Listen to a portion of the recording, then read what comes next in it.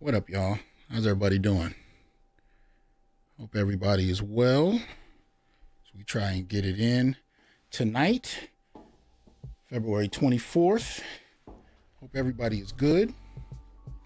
Uh-oh. All right. There we go.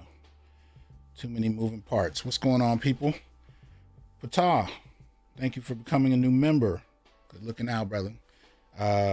Officer Faulkner, good to see you. Brother Marvin, Brother Ron, Malika, what's going on? Hope everybody's well. What's up, Adam? Yeah. Man, I had some low energy today, man. I was not feeling like getting online this morning, man, but we in here, we celebrating life, and we are definitely going to celebrate one of the Manosphere's greatest comedians, really one of the greatest comedians ever, in my opinion, but nevertheless, we're going to get there. Mr. Anderson, what's happening? So I hope everybody's well. As y'all know, I usually like to start by honoring my subscribers, of which Brother Patah has just become a recent one. And I'd like to start doing that by straight up acknowledging them. So let me see. All right. So let's see if we can do that and do it right. Hold on.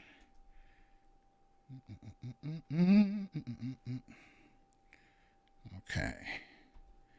Things just gonna disappear on here at some point.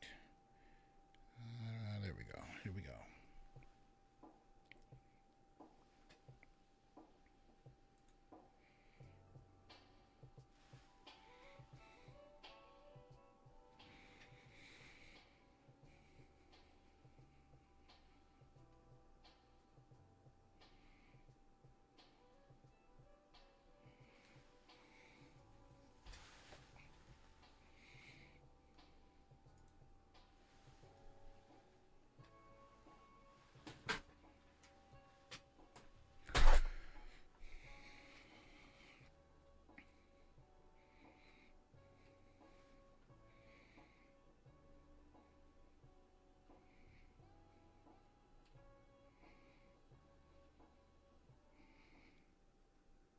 All right.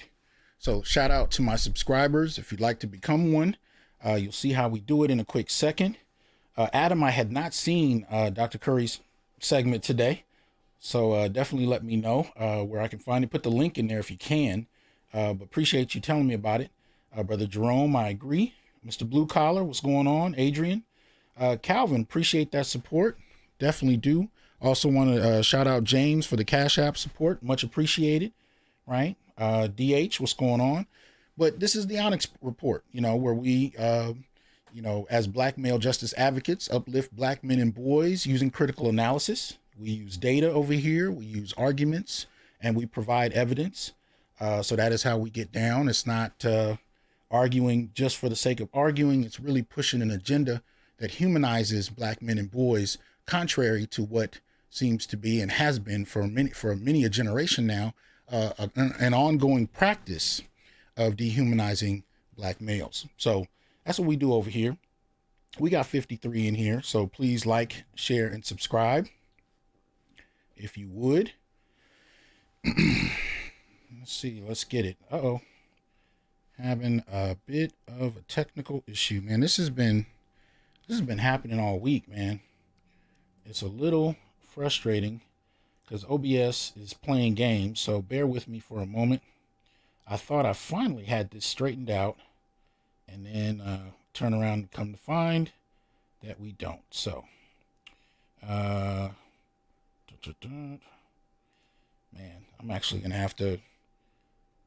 I have to get rid of the whole link altogether. Damn, I hate when this happens.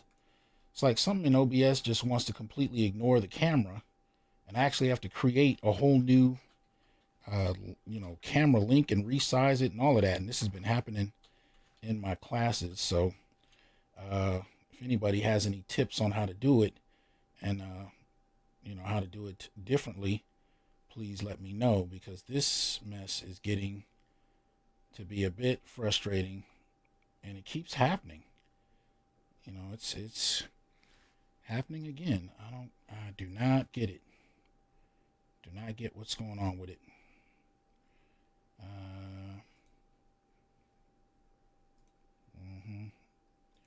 Yeah, it does not want to acknowledge the camera at all.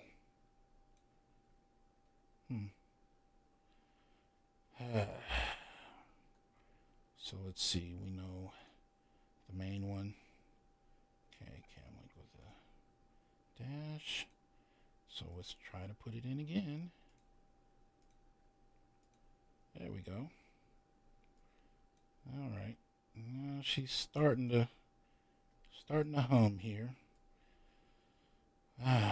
These kinds of issues, I tell you, they will drive you nuts if you let them. It's kind of close enough. It's messing with me a little, but at least it's working now. So we will go with it like that and go from there. So appreciate the patience. My apologies again. Dark Knight, what's going on? Noose Ray, what's happening? Hope everybody is good. So anyway, getting back to business. As y'all can see, we have, Onyx membership levels all the way from gold to black opal. And all you really got to do is click the join button right next to the subscribe button just below the video on YouTube.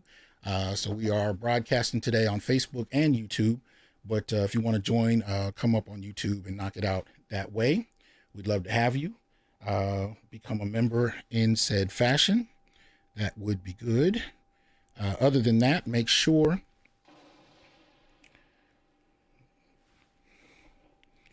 that you drop a subscription in and help out, because we got a lot to cover and a lot going on. What's up? It's me, C. Greg.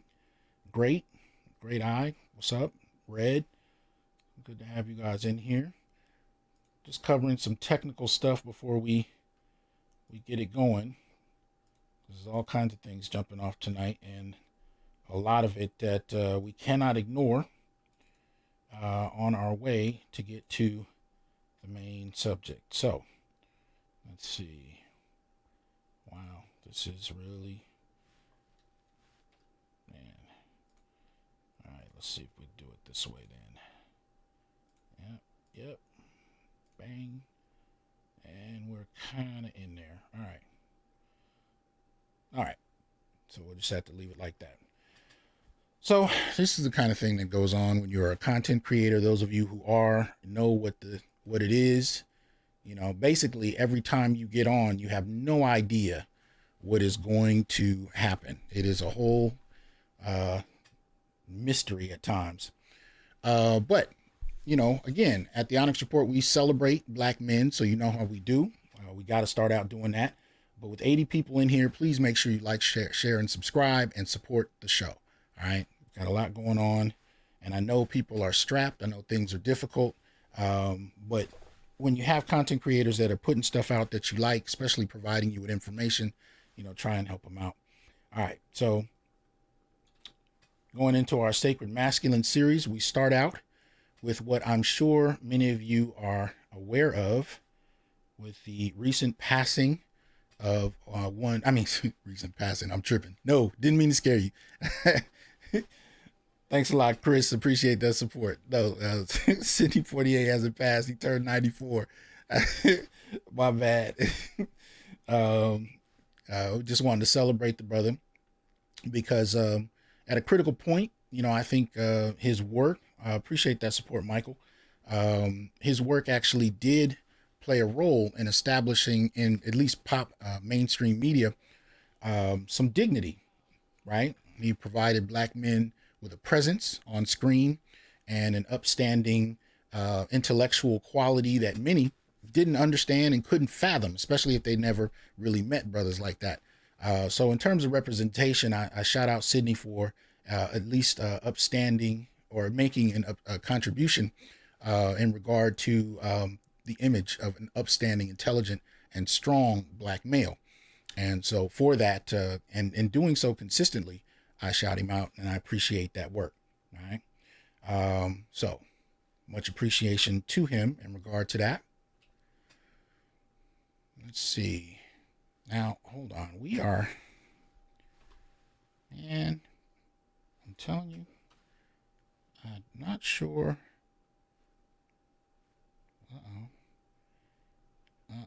I see what happened. All right. Hold on. And some of these little mishaps do occur.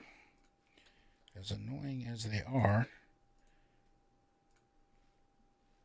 And actually, this time I actually did get some sleep. So there is no excuse for this today. This is one of those things when you're just spinning too many plates, too much going on. Sometimes you just got to slow it down. So we are back on track. All right. So, as I'm sure many of you know, our very own Prince Markie Dee passed away at 52. GC, appreciate that support. Passed away at 52. Member of the pioneering hip-hop group The Fat Boys, died on Thursday. The group's manager, Louis Gregory, confirmed he was 52. No cause of death was given. Now, if anybody has any information about the cause of death, I'd appreciate it. And that also goes for MF Doom. Some of this stuff is too shrouded in mystery. But Mark Anthony Morales was born on February 19th, 1968. He teamed up with Derek Robinson, the Human Beatbox, and Damon Wembley, Cool Rock Ski, and performed under the name The Disco Three before later becoming the Fat Boys. The group launched their careers in 1983 when they won a talent contest at Radio City Music Hall, and by the end of the decade, they had become one of the rap premier pop culture ambassadors. With the simultaneous release of their platinum-selling fourth album, Crushin', and their breakout comedy film Disorderlies in the summer of 1987, the trio popularized beatboxing, and their goofy sense of humor and affable demeanors made them essential to bringing rap music to the mainstream. Darren Buff Love Robinson had died of a heart attack while battling respiratory flu in 1995, and the only remaining member alive is Damon Cool Rock Ski, but nobody seems to know where he is. So, or at least that's what the article I ran across said. So, and come to think of it, I haven't exactly seen him in the news at all lately, but I hope he's well. Nevertheless, shout out to brother Markie Dee, Prince Markie Dee. Grew up watching the Disorderlies, grew up listening to Fat Boys. You know, people are going down, you know, but they didn't say what caused it. So, you know, we don't know. And from what I could tell, you know, the only member of the group that, well, I think Prince Markie Dee did lose some weight at a certain point, but the main one who lost weight was Damon Cool Rock Ski. And you know, but we know Buff remained pretty big from what I understand for quite a while. So shout out to him. All right. So moving on here, I want to shout these two brothers out. The story comes out of an ABC13.com article. It's entitled Black Plumbing Fam. God damn. I'm telling you, man, this is one of those days. I don't know what it is. Anyway, what's up, Artisan? Good to have you. Black Plumbing Fam helps storm victims in Texas. Now, this is a good one. You know, I want to shout these two brothers out because of what they're doing. So these are a couple brothers from Morristown, New Jersey. They're a plumber and his apprentice traveled 25 hours to storm-ravaged Texas to help out those in need. Andrew Mitchell is a plumber, and his brother-in-law, Isaiah Pinnock, is an apprentice. They went on a road trip that took them 6 states away to Texas. The duo has family in Houston, but their journey goes way beyond going down to help in-laws. Mitchell and his wife, Keisha, bought $2,000 worth of plumbing supplies before they left New Jersey. Some people's homes have lost power, heat. Some have been without water for days, almost a week. They packed up baby Blake while Uncle Isaiah rode shotgun. And since arriving Sunday, they've been going house to house in Texas, making critical plumbing repairs, right? People can't get water. So we drove down here on Saturday, got here on Sunday. We went straight to work, said Keisha. Andrew and Isaiah have been a huge, Andrew and Isaiah All right, shit. Isaiah's been a huge helper. Andrew's been teaching him a lot. They've been getting busy and getting to work. We're all really excited and thankful that he could be a blessing to other people. And they've already made a difference. No word on when the family is headed back, but they say there is so much work to be done to get families back online. So now this is dope in a couple of ways. You know, you have a in one vein, this family who's taking it upon themselves to go down there and help people in Texas using their hands-on skill, right, and training.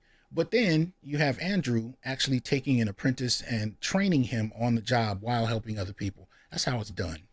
Beautiful work, and salute to these two brothers. Much appreciated for their contributions. So this is what we mean by the sacred black masculine. These are things that black men do every day. Yet to what extent they're acknowledged is a whole nother question. People act like these things don't exist. But as I said, the whole reason, and I pull these articles organically every week. I do not go out there looking for examples. They just pop up. But I never hear them mentioned in any critical way. But I do hear black men denigrated in all kinds of critical ways. They're either denigrated or they're made completely absent, right? And so I shout these brothers out because, like I said, this is not new. This is not a new thing. They're not responding to some, you know, this is something that black men have always done. And for some reason, people seem to act like we haven't and that it doesn't exist. So again, shout out to those brothers. There it is. What's up, Officer Faulkner? I see you. All right. Okay. All right. So next up, hero rescues lost girl wandering alone on frigid streets of Inglewood in Chicago. So this is a piece you can find on fox32chicago.com. Says a man has been dubbed hero for rescuing 7-year-old girl wandering the streets of Inglewood in freezing temperatures on Wednesday. Right? Tony Taylor was walking on 59th Street near Halstead when he spotted the coatless girl, according to publicist Sean Howard. He immediately got her out of the cold, called 911. Chicago police said the 46-year-old found the girl at 5 p.m. alone and without shoes. The girl told police she had left home. Alderman Stephanie Coleman called Taylor a hero. Says this is a terrifying scenario that could have been worse. The girl was taken to Comer Children's Hospital for evaluation and placed in protective custody. Taylor kept the girl company for 5 hours at the hospital. Department of Children and Family Services were called after that. In terms of that, it was stated this little girl could have been the victim of a kidnapping, sexual assault, or even death due to the weather. But God sent an angel and Tony Taylor so that he would not, so that we would not be talking about a tragedy today. So that's what was shouted out. And so props to Brother Taylor. But again, you know, he's doing what brothers have done. You know, now I'm not at all arguing that there aren't, you know, black men who've done, you know, terrible things. We all know that. That's part of the human condition. Within every demographic, you can find that. But when we talk about who gets acknowledged for what, you seldom see these kind of stories given a national platform or acknowledged in any critical way. And we're going to be talking about that as we go on throughout the evening, but it is what it is, right? 143 watching. Again, like, share, subscribe, support the channel, right? Okay. Now, this one was just a little bit of fun. Somebody popped this meme on my page on Facebook, and I thought, you know what? You know, I do want to actually take a moment to celebrate as I am a geek, as you can see with all of the paraphernalia around me. But just take a moment to actually celebrate, you know, some of the black voice actors who've contributed to some of our favorite animated series and game platforms. So, you know, we want to definitely do that. Oh, wow. This is, okay. I see what happened. All right. So, let me see. Why did seems a particular page is missing. And I want to get this right. So first up is Earl Hyman, as you can see in the top left image. He played Panthro. And it took me years to figure it out when I was a kid. I knew that voice somewhere. I trusted that voice too much with Panthro, and I couldn't figure out where it's from the longest. But then, too, I also couldn't imagine somebody of his stature playing a role like that in a kid's cartoon. So, you know, I really appreciated seeing that kind of representation And that also goes for shout out to Scatman Crothers, who played Jazz and Transformers. He's not listed in here, but I wanted to at least acknowledge some of that, right? And then you got in the top right one Roscoe Lee Brown, whose acting was always tremendous. Blew me away that he played Kingpin, Spider-Man animated series, right? So shout out to him in terms of that. We got James Avery, everybody knows. James Avery playing Shredder and Teenage Mutant Ninja Turtles. Jaleel White on the right playing Sonic, and then of course Phil Lamar is just a damn legend. I mean, he's been everywhere, he's done everything. You can hear him in everything, especially in the Justice League series, and I always loved him as Samurai Jack on top of that. So shout out to Phil Lamar. But aside from Scatman Crothers, they left out my boy. They left out a pure G, and I don't understand how they could do this. It's such an offense to me that you could actually leave this brother out. How exactly do you forget about my boy, Keith David? You can't leave Keith David out of the equation. That makes no sense. The man was, I don't care if you're talking about, HBO's Spawn, or you're talking about Goliath and Gargoyles. Keith David's voice is ridiculous, man. The brother was just pure, power. So I had to shout him out. Akoteki says Scatman. What did he say? Also did the voice of Hong Kong Phooey. I forgot about that. Eddie Murphy is Donkey. Definitely. You got to shout Eddie. Eddie does a beautiful job, but I'm sorry, folks. I got to give it to Keith David. This brother's voice is just legendary. It's powerful. If you've not heard it, you can go catch a clip on YouTube. And I love him as an actor too. And don't get me wrong. I've always dug Keith David, but powerful voice, man. So I just thought, you know what? Let me acknowledge these brothers on one level or another. Now, let me see. Moving forward, I wanted to also shout out, this is a clip that I got, again, on social media. Sometimes people send me things. Unfortunately, with this one, I didn't get the brother's name, but he's a teacher, and he teaches elementary school. And in this clip, provided it plays correctly, you'll be able to see him teaching from home, as so many of us are doing, and doing so with very little kids in an engaging way. Let's see if we can check him out. All right, there we go. Sing with me. Na, na, na. I'm so happy. I'm so happy. Sing with me. I love it. Go Sophia. Go Charlotte. Go Ezra, go Natalie, go Diego. Clap your hands. Stomp your feet.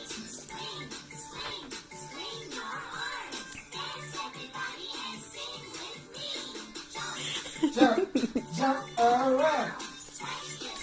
Oh yeah, there we go.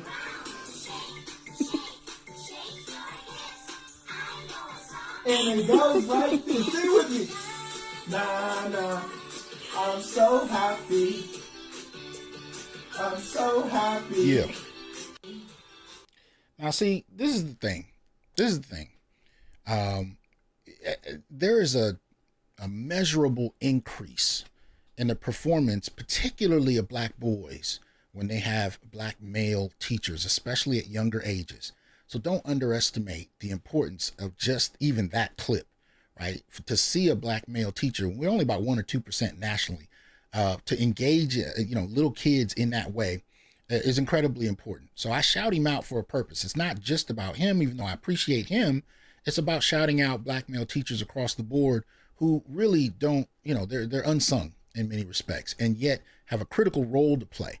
Now, much of the time, many black male teachers, especially when you get like, 4th, 5th grade up through high school, are put into positions where they have to be disciplinarians. They're actually placed in there to really kind of be guard dogs. And even when they want to construct programs that they think might be helpful, they're often denied. There's kind of a glass ceiling in terms of how many of them can implement the kind of programs they believe can work. They're kind of hampered in and denied doing so across the board. And I have seen many a black male teacher burn out from those very issues. But nevertheless, I do want to shout those out who are still doing it, who are still in there, no matter what level. I don't care if it's special ed, kindergarten, all the way through grad school. Shout out to all of y'all for doing it, right? Now I see a couple people making comments about TC Carson's voice as Kratos, no doubt, no question about that. Like I said, there's all kind of brothers that are probably overlooked in this, so I appreciate y'all shouting them out. But I gotta continue to give it to my boy Keith. O'Shea, what's up, man? Good to see you. Appreciate the support, right? Let me see. All right, so moving forward, right? Former UPS driver gives Morgan State University $20 million, ensuring access to college for generations of students.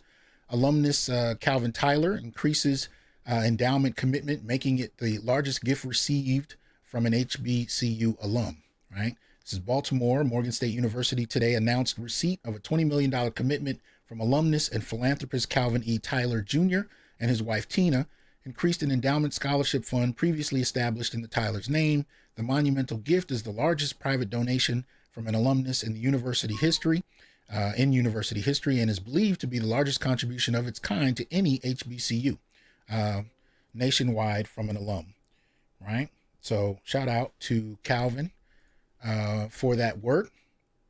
And you can see him there, hopefully helping generations of HBU students be able to transition. Now, my hope is that we'll actually be able to see HBCUs make a targeted and purposeful effort to increase the population of Black male students.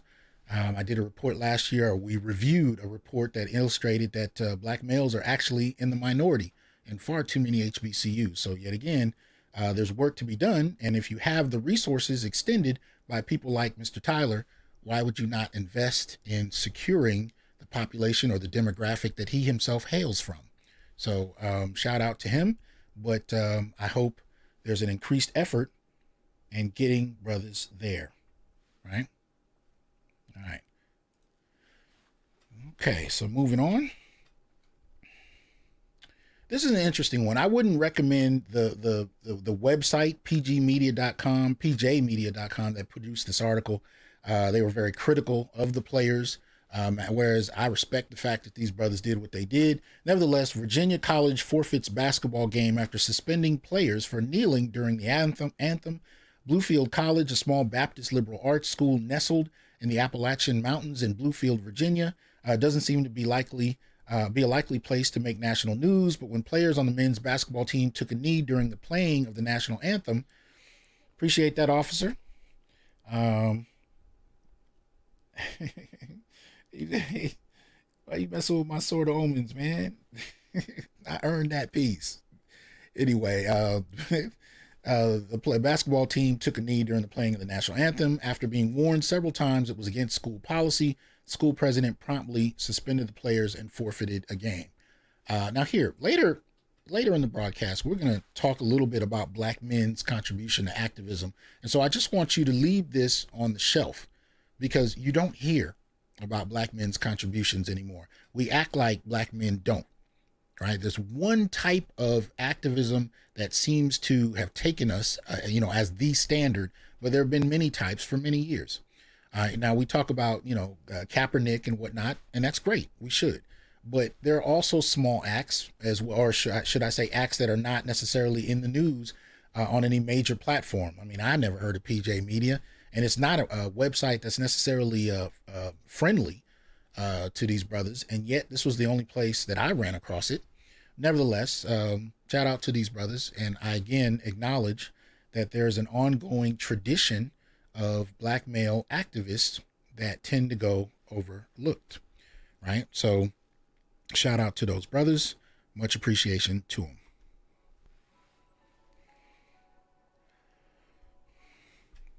All right, so we're transitioning in to our special shout out series. My system is acting up again. What's up, Ian? Good to have you in here.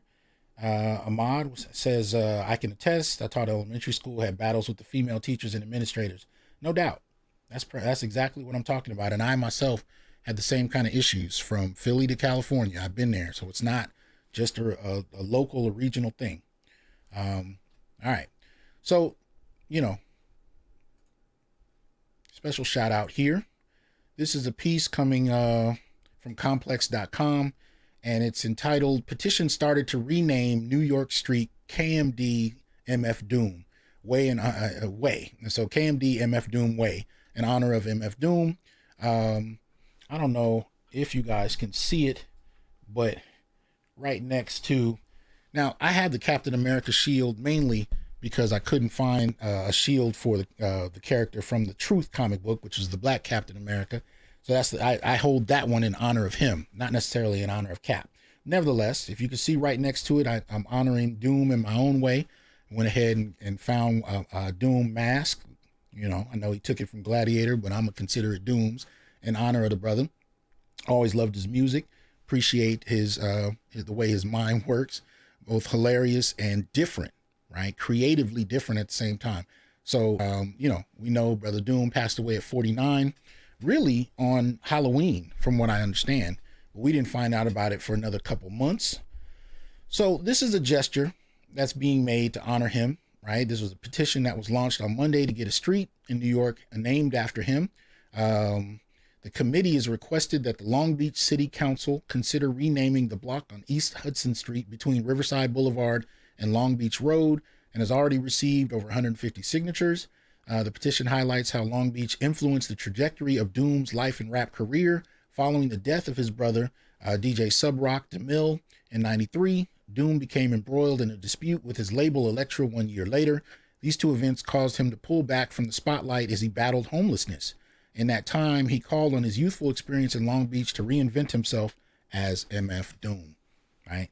So yet again, shout out to Doom, appreciate him, and hopefully that will go through in honor of his work, right? All right.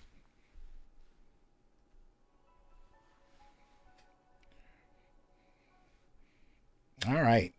So a couple public service announcements, right? Real quick. All right. Many of y'all have seen this, right? Many of you guys have seen this. This is YouTube's honoring of Black History Month. And there's been a lot of this going on. There's been a lot of it going on lately. And on the surface, I wouldn't think anything of it. You know, if I wasn't, you know, if I didn't see a connection with a lot of other things, but one of the things I'm noticing in the zeal of all of this, again, is the erasure of Black men and boys. So with this public service announcement, I wanted you guys to challenge the corporate and state sanction removal of the Black male image. And this is across the board. And I call it corporate as well as state because I'm seeing this happen on multiple levels, right, across the board. And there's almost this kind of attempt to create this gynocentric or gynocratic, really homosocial Shangri-La. Like it's a gynocratic, homosocial Shangri-La. What does that mean? Well, it means, at least in terms of the imagery, you have, a female-centered, no male's presence kind of dynamic, right? So that's where you get the gynocentric aspect, the gynocratic aspect, but homosocial, right? Meaning that just in terms of the social dynamic, it is purely in regard to how one gender relates to itself. And that's one of the things we see, even in the depiction of these women here, right? And this Shangri-La element, this is something I talked about back when we were looking at, a couple of films that I saw where I saw the same kind of tropes by the end of the film, right? It was Black women's movies. And one of the things I noticed is by the end of them, the goal seemed to be consistently across the board, eliminating males who were always the problem, Black males in particular. And this goes from the TLC movies, across the board, right? Where you see these kind of ideas where, and again, Color Purple set the dynamic, right? So men are the problem, Black men at that, and they're a bigger problem than systemic white supremacy. They're a bigger problem than, any kind of racism, any kind of structural matters. It's Black men that are the problem. Even though weekly on this show, we review the data that shows how that's not the case, it's still nonetheless one of the popular tropes we see in popular media, right? So Black men have to be removed. And by the end of the film, you have this all-female collective living in this kind of Shangri-La heaven-like existence with each other, as long as they've finally gotten rid of Black men.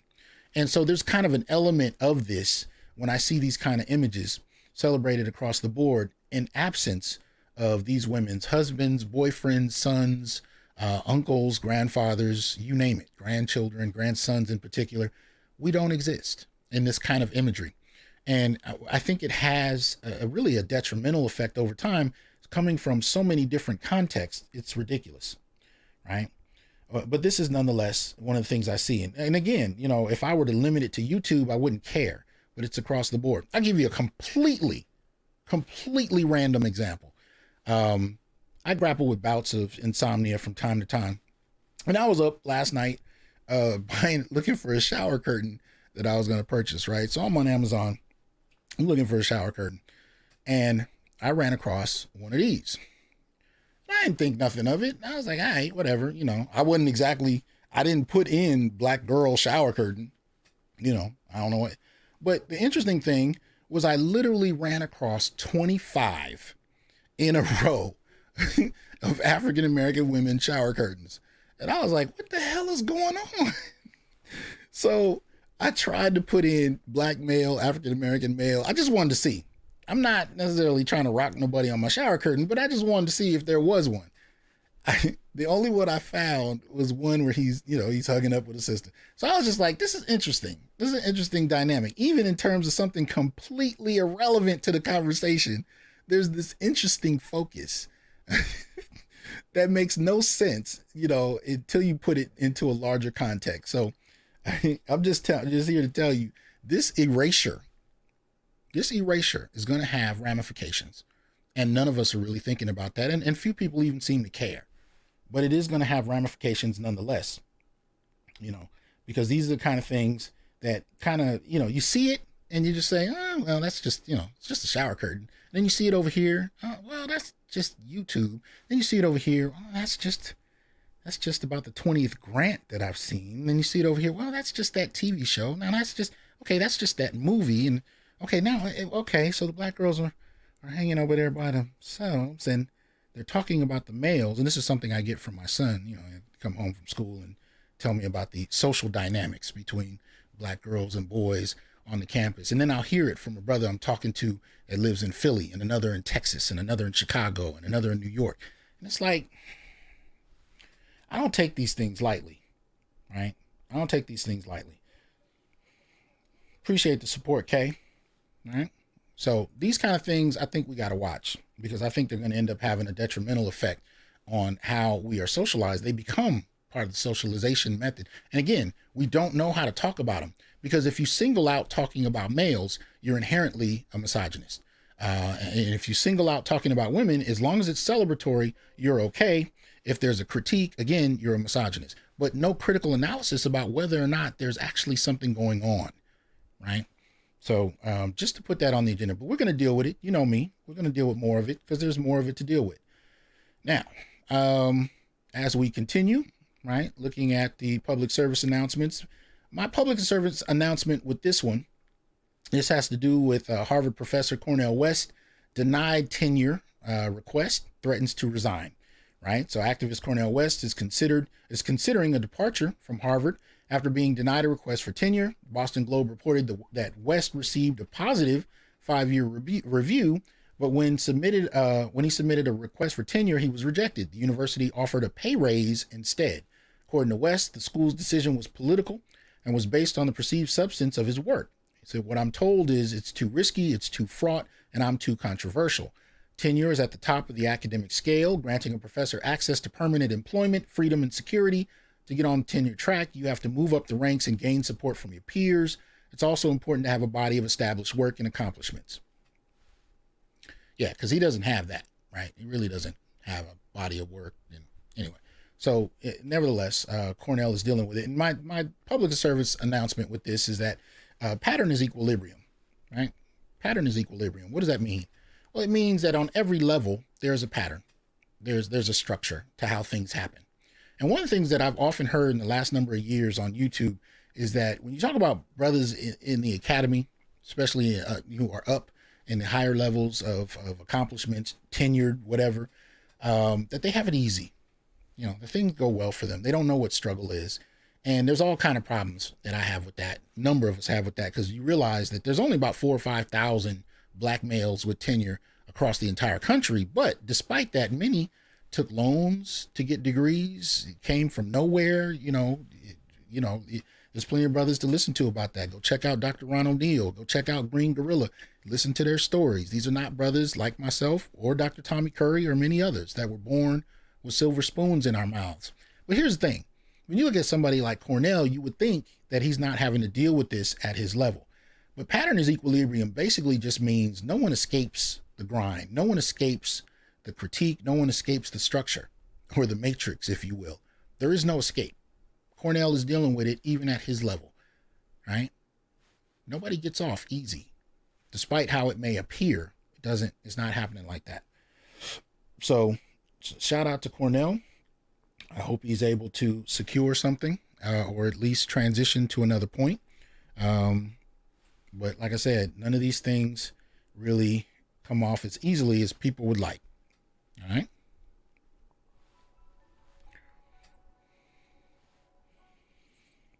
So here, 72 paths, you see me. You see me. We're starting the Black Masculinist news feed, right? I actually decided to call it that last week's show. I decided it needed an upgrade beyond current events because these are things that I think are relevant to Black males on a variety of levels, even if it may only seem so in an abstract capacity. So why don't we jump in? First things first. In 2020, Black males lost 3 years of life in 6 months. I'm going to let you look at that. Look at that again. 2020, Black males lost 3 years of life in 6 months. Change in life expectancy by gender, race, and ethnicity, 2019 to 2020. Yeah. But I'm just making stuff up, right? Yeah, I'm just here talking about men because I hate women. There's nothing really going on. I just want to return to the good old days where Black men are patriarchs who beat their wives and rape their children. And yeah, that's what I want. This is ridiculous. Shout out to Floyd Jarvis, Black masculinist on Facebook. The brother does outstanding work. He's been a colleague of mine for a number of years now. I appreciate him. He posted this the other day and I hadn't run across it. But, the data comes from the National Center for Health Statistics, National Vital Statistics System, mortality data, right? And it deals with just that. Life expectancy in the U.S. Fell by a full year in the first 6 months of 2020 during the coronavirus pandemic, largest drop since World War II, right? The group that suffered the largest decline was non-Hispanic Black males, whose life expectancy dropped by 3 years. When quoting theorist William A. Smith, Jarvis actually gives us some understanding, some context. Smith says, it is often difficult to see Black males as vulnerable because of their maleness, despite works by authors such as Calvin Hurton, David Marriott, and James Baldwin that describe the racism against Black men as a function of their sexual vulnerability to women and other men in a white supremacist society. Our present gender order understands claims of Black male vulnerability to be more akin to masculinist apologetic than I think it means masculinist apologetics, than a signifier that directs one to the historical conditions that continue to endanger the lives of Black men and boys. The aversion to Black men that conditions, The aversion to Black men that conditions their vulnerability to others is best understood as a particular type of misandry. Okay, so I think there might have been something left out of that, but nevertheless, he's absolutely right, right? Then he quotes from Tommy Curry in The Man Not, anti-Black misandry is an exaggerated pathological aversion to it, Black males that is created and reinforced in societal, institutional, and individual ideologies, practices, and behaviors, including scholarly ontologies or understanding of how things exist, axiologies, and epistemologies. Like Black misogyny or aversion toward Black women, Black misandry exists to justify and reproduce the subordination and oppression of Black males, right?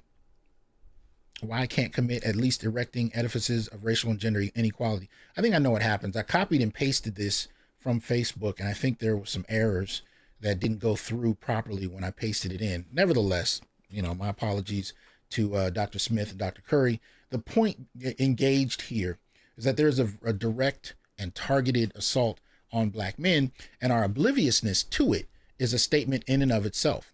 It speaks to the degree to which we can avoid understanding what black men endure. So here's a little clip where we can actually see a little bit of the news on this matter and hear what has to be said. Life expectancy in the U.S. fell by a full year in the first 6 months of 2020, the largest drop since World War II. According to a new report from the National Center for Health Statistics, life expectancy at birth for the total U.S. population was 77.8 years, a decline of 1 full year from what it was in 2019. The group that suffered the largest decline was non-Hispanic black males, whose life expectancy dropped by 3 years. Deaths from the coronavirus are the main factor in the overall drop, according to the report.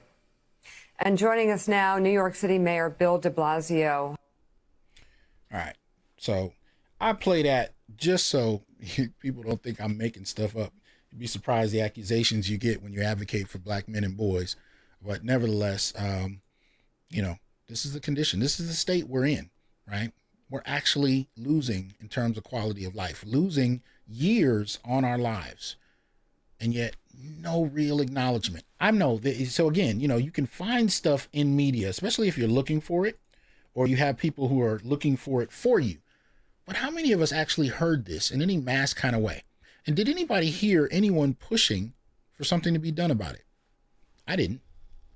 You guys tell me, right? When we talk about the life expectancy of black males, how is it that this goes ignored? It really makes no sense, right? All right. So,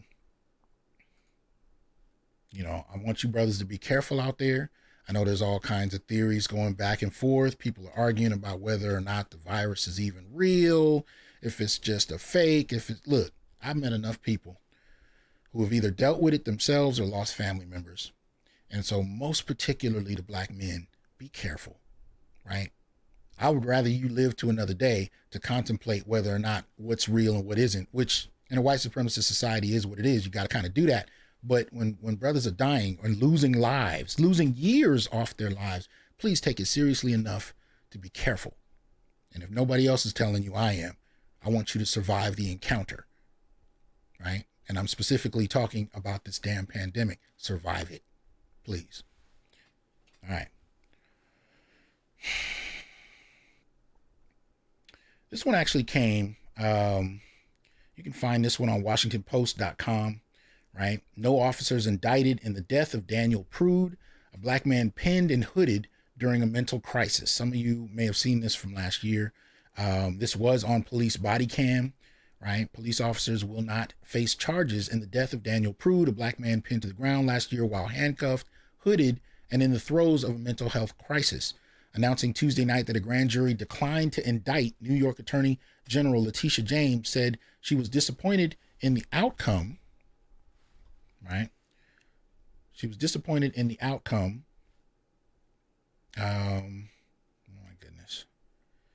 Of the case that thrust Rochester, New York into the national spotlight last fall after Prude's family released graphic footage of his arrest following a months-long legal battle to make key records public. The criminal justice system has frustrated effort to hold law enforcement accountable, for the unjustified killing of unarmed African Americans, James said Tuesday at a news conference where she pointed to other high-profile deaths in custody that set off protests and called for criminal consequences last year. One of those cases of an officer charged with murder in the death of George Floyd in Minneapolis will soon go to trial in another test of prosecutors' vows to seek justice. Right? So, yet again, right? Another black man killed in the midst of a mental breakdown. Let me see. In case you didn't see it, I thought I had it up on the screen. I do apologize. Like I said, there's a lot of moving parts to this, so sometimes I overlook this. But this is actually what I was trying to show you. So if I didn't show it, if you didn't see it, I apologize. But this is the chart.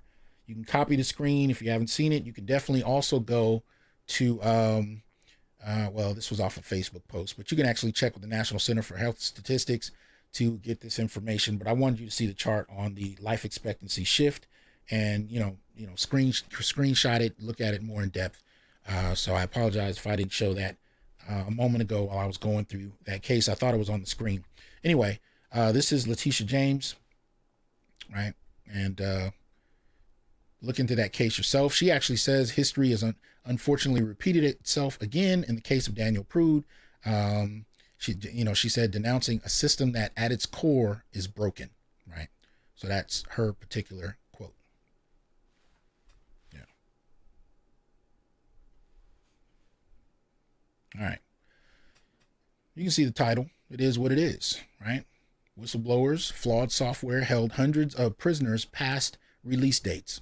Now, in case you wonder why I read these things, even when they're on the screen for you to see, it's also because the Onyx Report is also a podcast on iTunes.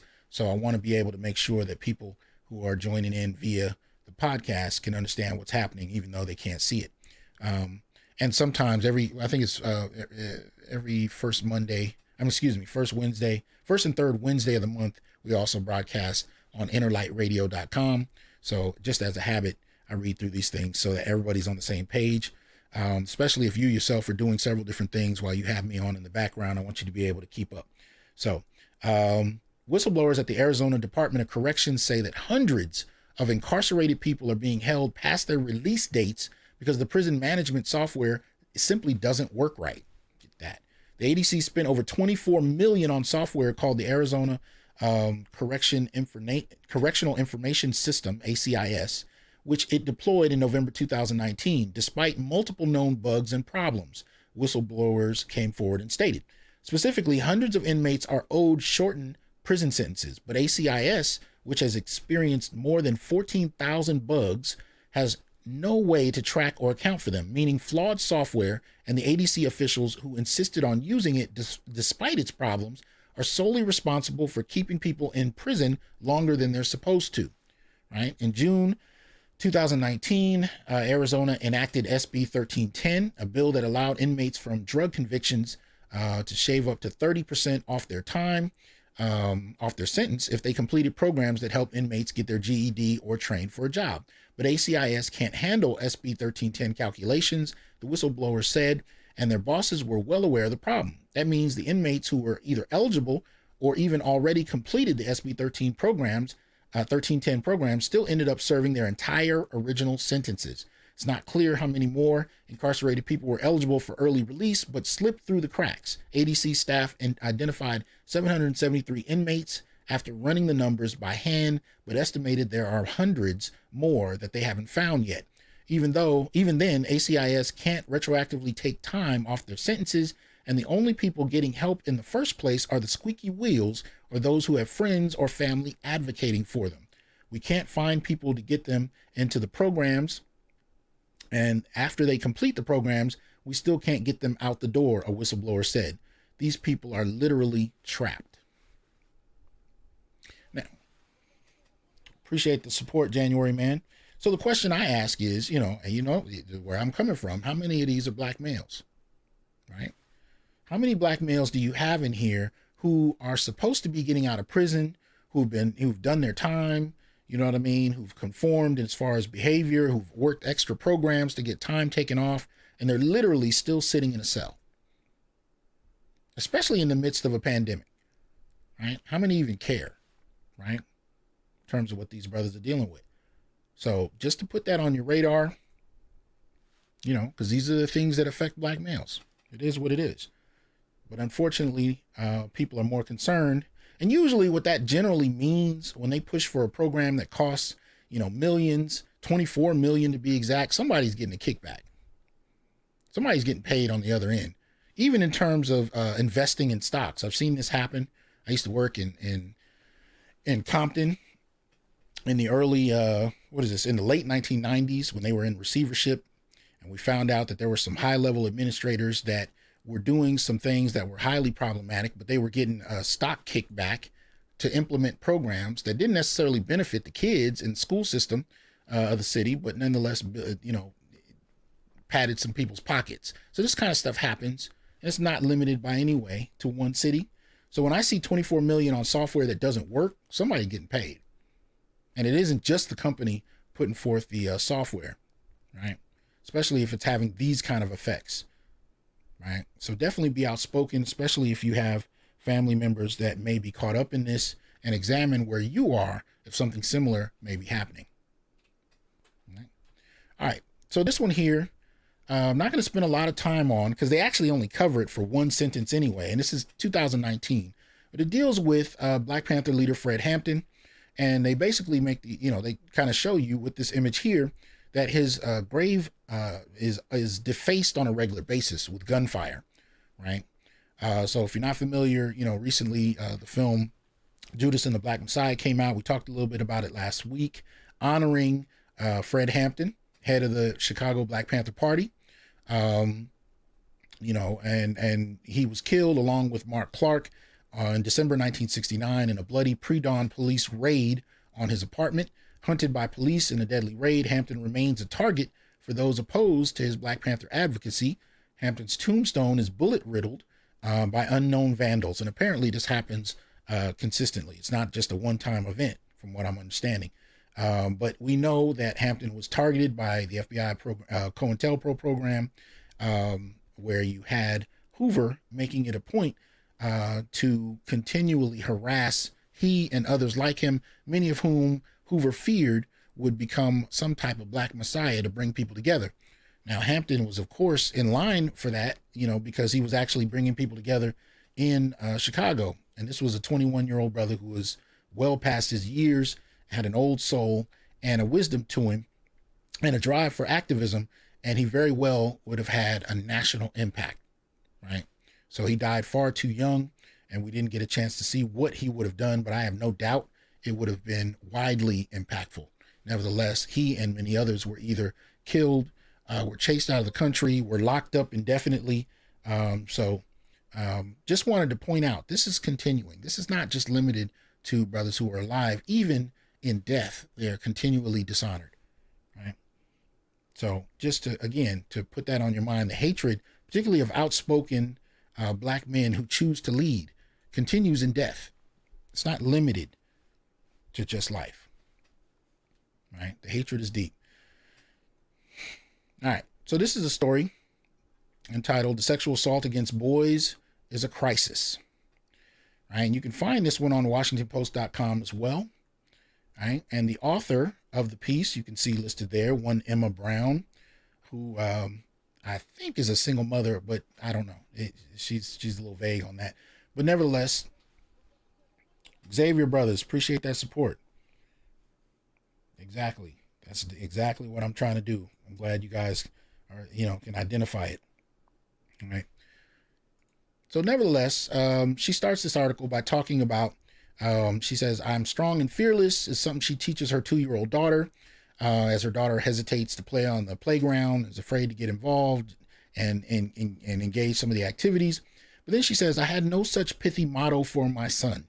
Reminding a boy to be strong and fearless seemed unnecessary and maybe even counterproductive, fortifying a stereotype instead of unraveling it. What could I give him to help him ignore the tired old expectations of boys? I had no idea. I didn't know how to help him resist the stresses and stereotypes of boyhood because I had never grappled with the fact that boys face stresses and stereotypes at all." So this is basically a feminist who only came to appreciate the trials of boys because she had a son. And this is often the case. Usually, in respect to the sisters that support my platform, but 9 times out of 10, the sisters that do usually have a son. Or maybe they're caring for a father, but there's usually some kind of male in their lives. It's generally not on principle per se. It's usually because they can actually see the vulnerability in the people they care for, and that kind of creates a shift. And there's nothing wrong with that. I support it. But in regard to this particular person, that was her inroads to actually asking questions about what boys and men deal with. Now, she avoids men for the most part. She deals with boys, and then the story takes a quick left. But I do want to give you some of the data that she presented. Again, the story is interesting, at least in that respect. She said, but in regard to stereotypes, boys, of course, do grapple with them. They learn they're supposed to be tough and strong and sexually dominant, according to a massive study of gender attitudes among 10 to 14-year-old boys in the U.S. Girls learn that they're supposed to be attractive and submissive, right? The global script clearly harms girls who face disproportionate levels of sexual violence. She doesn't know the data. not to mention greater risk of early pregnancy and leaving school. But Robert Blum, physician who has studied adolescence for 40 years and is one of the Johns Hopkins scholars leading the study, wants people to understand that it also hurts boys. The story about boys is yet to be told, and I think it's really important that we do. Our data suggests that the myth that boys, not black, but the myth that boys are advantaged and girls are disadvantaged simply isn't true, right? The movement for gender equality is often focused on empowering girls, but as Blum sees it, achieving gender equality also requires attention for boys.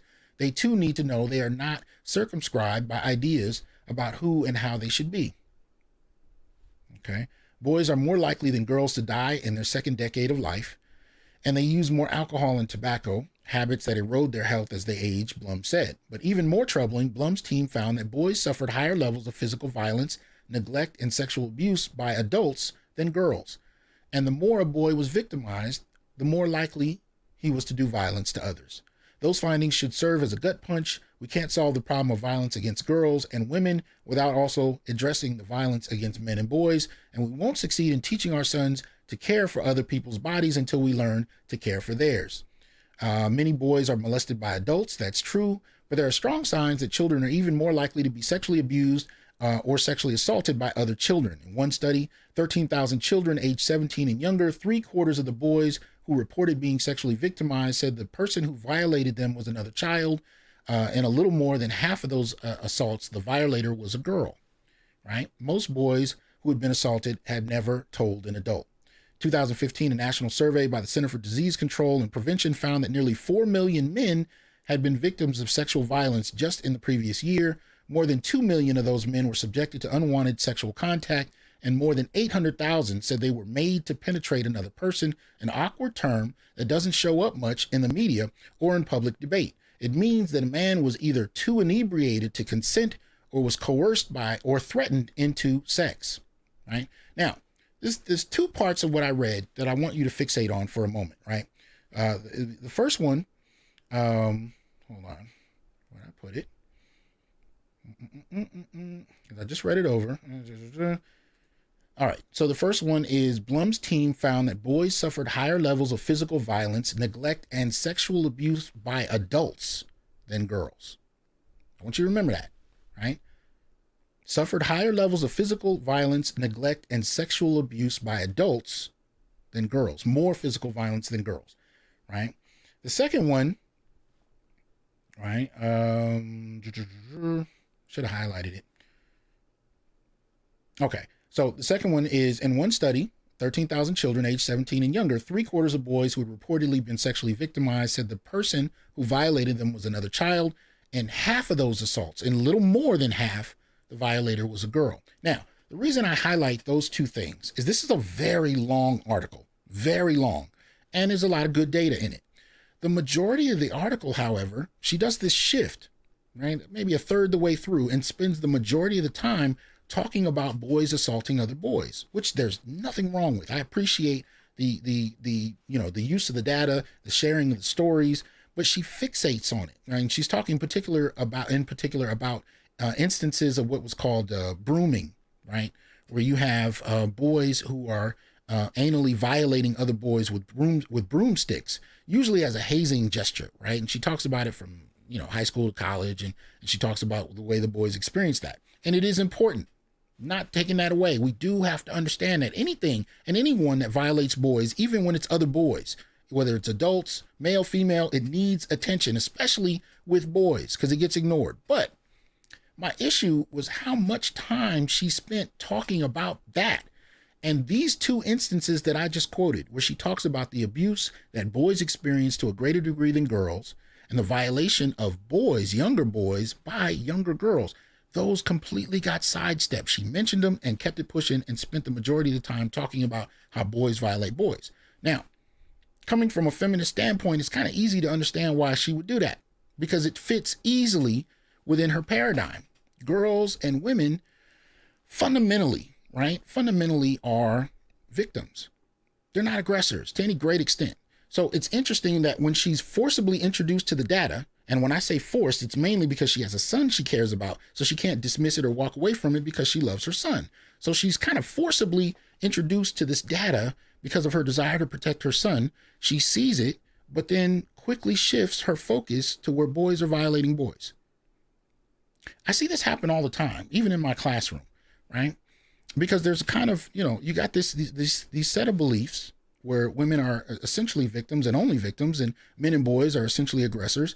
And even when you're introduced to data that counters that, you have to find new ways to maintain your belief structures and dismiss the new information, even in your attempt to highlight the new information. So I want you to be aware of that. When you see these kind of articles where they kind of cover what's going on with boys and men, especially when you have feminists that are covering it, male or female, try and pay attention to the way the information is presented. What's acknowledged and what's completely dismissed. What's given emphasis and what isn't. And in this instance, especially if you could actually see the length of this article, it'll blow you away as to what kinds of mental gymnastics she does to maintain or to dismiss what's going on, right? So she kind of really sidesteps that. Now, in regard to this particular story, I want you guys to have some additional information that might be of use to you. So a while back, I did this. This is 2016, right? I did what I referred to as the male rape information sheet. It is a one-page PDF, and I'm going to put the link right here in the chat, right, to my Google Drive, and you can go ahead and download it and peruse it yourself, right? And basically, one of the things it shows you by going through the data in a very short one-page dynamic is that when you add up the made to penetrate cases, when you add up the post 2012 FBI's definition of rape, right, which shifts and moves away from female violation as the standard and moves to penetration and a gender neutral kind of language. When you add that to the prison sexual assault and rape statistics, men, statistically black men, are more likely to experience rape and sexual abuse than women. And one of the reasons I can say that is because for a good part of post 2008 to maybe about a year ago, you had incredibly high incarceration rates. I mean, America locks up more of its citizens than any other country, right? And in about 2012, I think you had about over between 800,000 and 900,000 black men incarcerated, right? So when you talk about how many more men are incarcerated by women, you had about 2.2 million men at a certain point in time within the last decade, and about 220,000 women. When you look at the bifurcation of the carceral numbers, one of the things you find is the rates of rape and sexual assault go up considerably for men. But we don't talk about it that way. This is solely the purview of women and girls. And again, I'm not saying we shouldn't pay attention to women and girls, but if you have this population that by nature, or I should say by just, circumstance, are incarcerated to such a greater degree, the numbers are going to go up for that. And when you start to find new modes of sexual assault that haven't really been acknowledged prior to the last decade, like made to penetrate cases, what you start to find is that males actually suffer from this far more than we thought, right? But you'll find few people that are willing to do the research and publicly state these kind of dynamics to the degree that need to be stated. So look into the male rape information sheet, kind of check out the citations. It's a 2016, so I don't know if the some of the links that I use to cite the data have changed. You can go ahead and look for that best you can. I apologize if that has happened. Like I said, this is about 5 years old, this particular document, but it is a good starting point. And you can delve into the data yourself, right? And look at the vulnerability of boys and men. All right. Let's see. All right. So moving on. And it's a good accompany piece to that particular woman's report. Right. All right. So as you can see here, right, woman says it's hard to find someone who's looking for the same kind of relationship and meets their standards. This is from a piece on pewresearch.org. Appreciate the support, brand. Pewresearch.org. Right. And the title of the article is Profile of Single Americans. And there are two things that I just wanted to shout out real quick, just real quick. First of which is, what you can see on the screen. And it really has to do with the first line, right? So this particular chart, percentage of saying each of the following is a major reason it has been difficult to find people to date among daters who have found it very or somewhat difficult in the past year. So this is dealing with, single people and the experiences they're having, and they give you a chart, and, early in the article that shows the percentage of single people against, married and partnered folk and whatnot.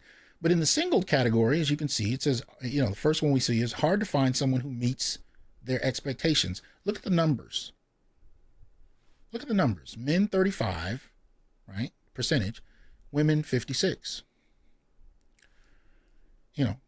Second one is hard to find someone looking for the same type of relationship. Again, you see this 20-point odd difference between men and women. And then the last one, hard for them to approach people. And that's where you see a switch where men are at 52%, women at 35%. But what I was most drawn to was the first one. Hard to find someone who meets their expectations. Now, this, to me, is one of the fundamental issues driving the single rate in Black communities. But in the West, I would say it's transracial, it's cross-race. But particularly in Black communities, this issue of expectation. And this is something that we see a lot in Kevin Samuel's show. Corey, appreciate that support. And this is one of the reasons that I keep talking about Kevin Samuel's show, because when you hear people call in, you actually get to hear the kinds of statements being made. And one of the most critical revelations that have come about in the last few weeks are how many women who thought that $70,000 to $100,000 incomes were common. Many did not know that it was only about 10% of men that actually make that, or really 10% of men across race, right? But when you factor in race, right? But very few seem to know that. So when I see this chart here, where it talks about, hard to find someone who meets their expectations, if your expectations are unrealistic, how then does it affect coupling, right? If the average Black male earns somewhere between 30 and 40,000, and you have this idea in your head that the majority of Black men, or men in general, make between 7 and 100,000+ a year, obviously, the first time you hear that he makes 40, you're going to look at him and say, oh, well, this is a substandard male. I need to wait. But when you actually find out what the data actually shows, this is why BGS and he came in as a guest last week. He's in the chats now. Shout out to you, BGS. But when we did the show last week, we went through the BLS data, the latest data available for the last quarter of 2020. And what we saw, right, is that for employed Black men, even though there were about 800,000 fewer, they still made more than Black women in the same categories, right? But none of it fits this. So what that tells me when I link that BLS report to this chart here is that you basically have women who are earning less than the men at their level, while at the same time waiting for and expecting men who make way more than the national average. Expectation is at the crux of our relational problems. Poor expectations, unrealistic expectations. And part of the reason that I identify the Black community in this dynamic, appreciate that, ABX. Part of the reason I do that, and I know this is hard to see, I apologize. Let me see if I can blow it up a little bit. Yeah. So part of the reason I talk about this one here is, as you can see in this report, right? Share of U.S. adults who are single varies by demographic groups, right? What's the largest group who are single? What do you see? 47% Black, right? 51% 18 to 29-year-old men, 49% over 65, 47% gay, lesbian, or bi, but 47% in regard to race are Black, right? Part of what we're grappling with here, right, are undue, unrealistic expectations when we look at the data and the degree to which people don't know what's real and what isn't. So just to kind of put that in your head, just, think about the relationship between what we know, what we don't know, and how people are coupling. And one of the things I think we see in the Black community most particularly is high levels of unexpected, of unrealistic expectations, and the high levels of single status in the Black community. And this is one of the things that many of us are trying to challenge head on, right? Okay. Okay, let's see here. Next one up.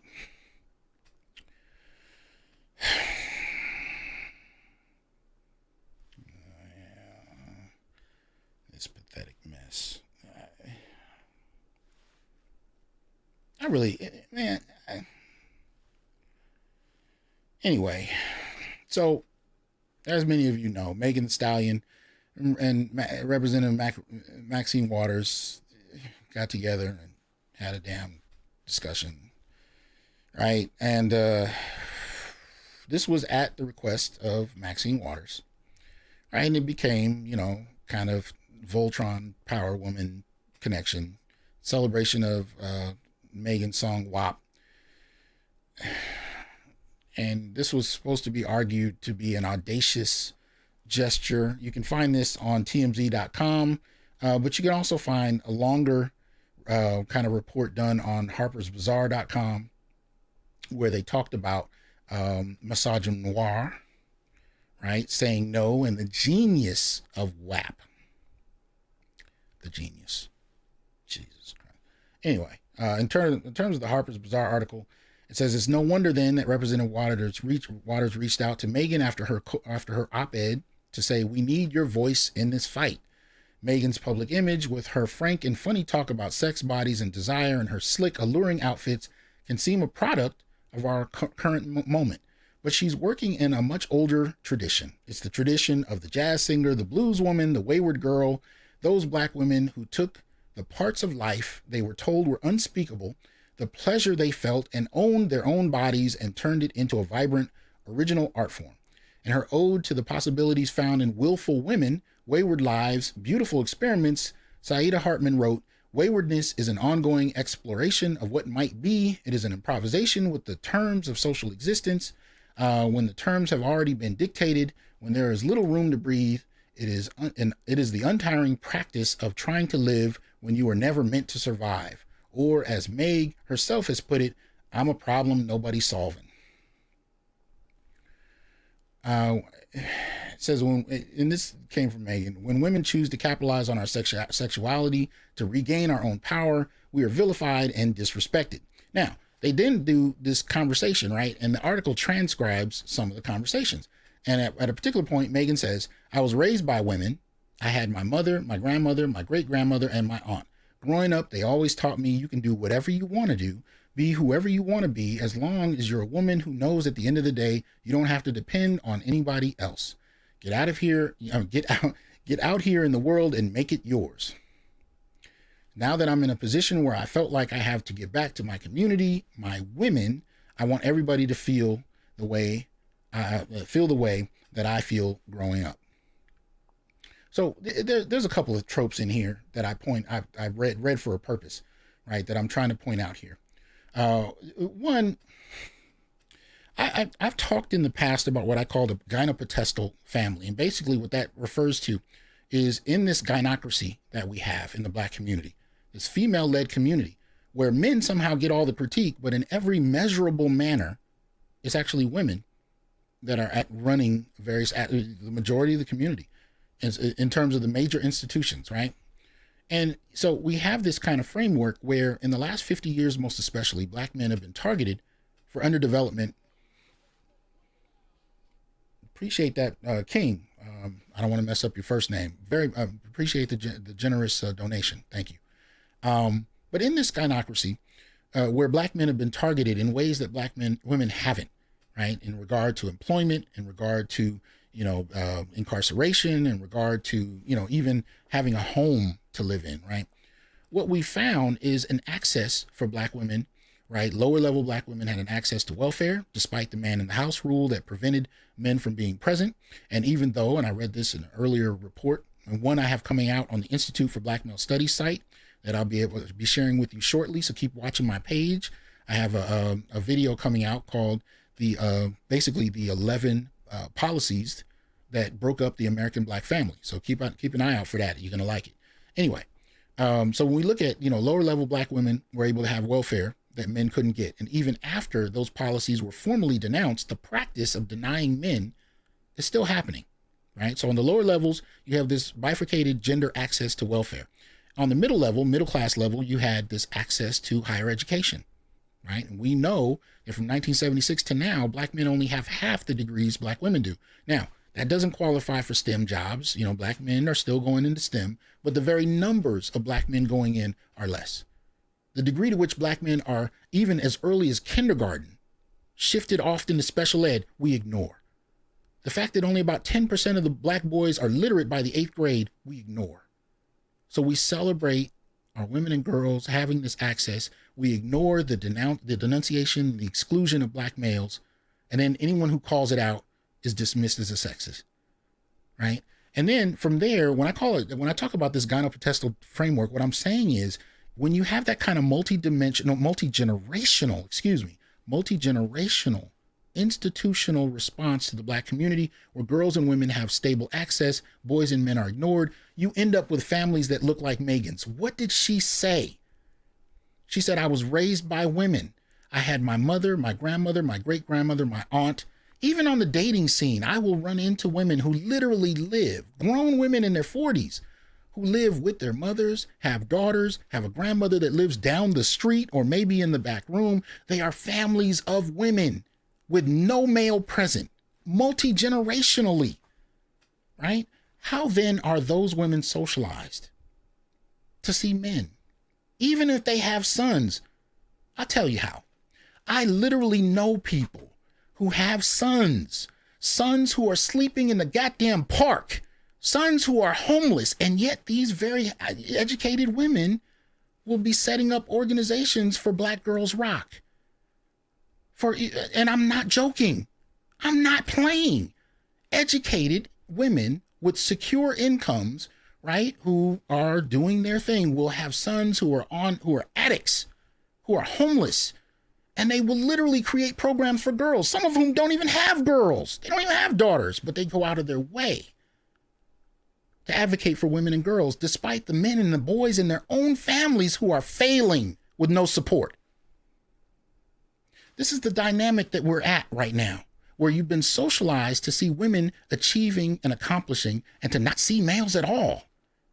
And males only become an issue when you need one, like in this last year's pandemic.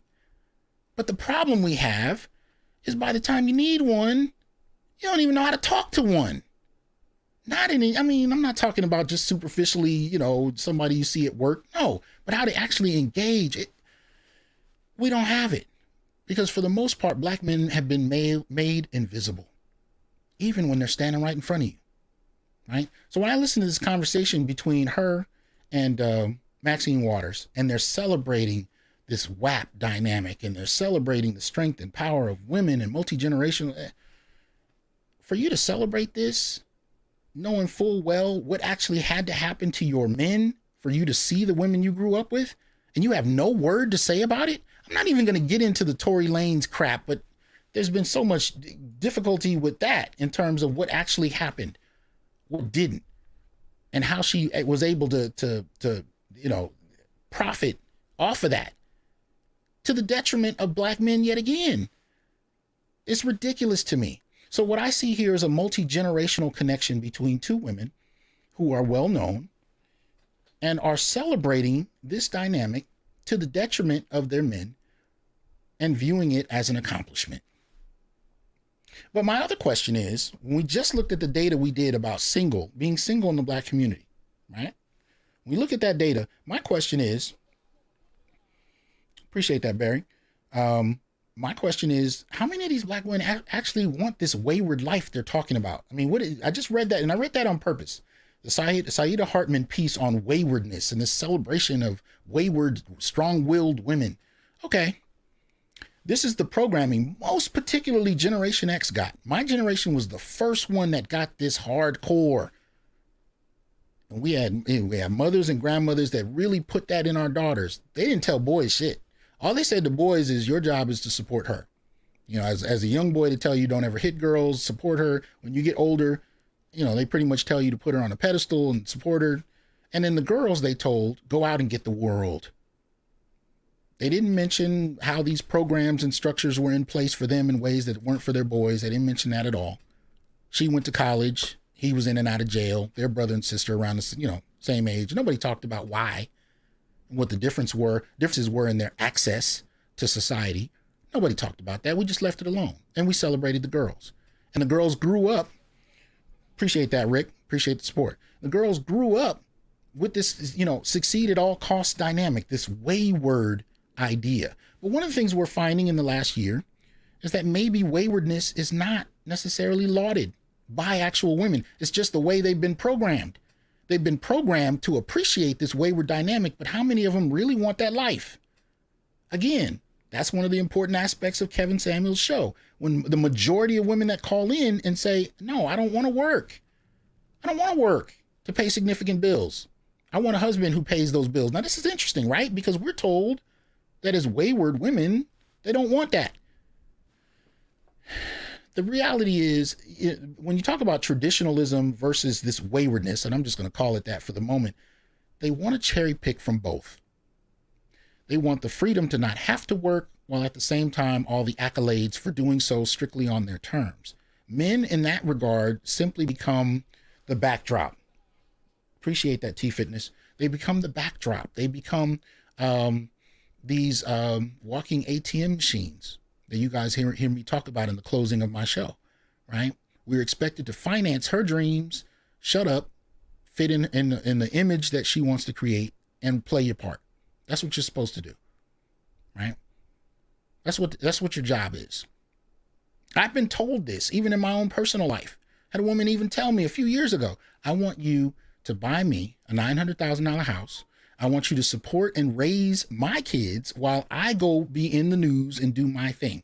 And I want to quit my job so you pay for everything. Cook the food, do this and that. I'm like, what? Are you serious? And I thought she was joking. She wasn't. She said, well, your money is our money and my money is my money, and I want you to take care of the family and do. These are the expectations brought to men, right?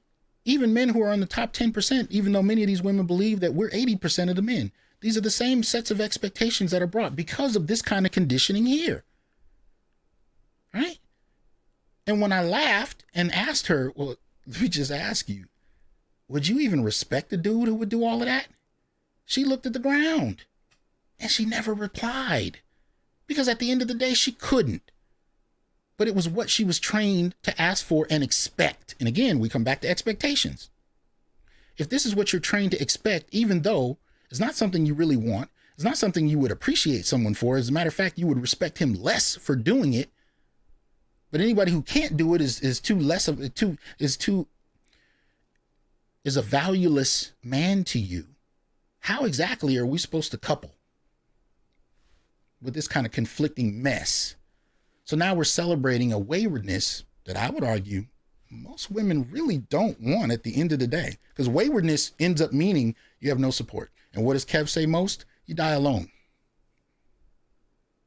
And I've covered articles in the last year of women dying alone in their 60s, in their 70s, even in their 50s, and telling people straight up, this was a lie. It was a lie.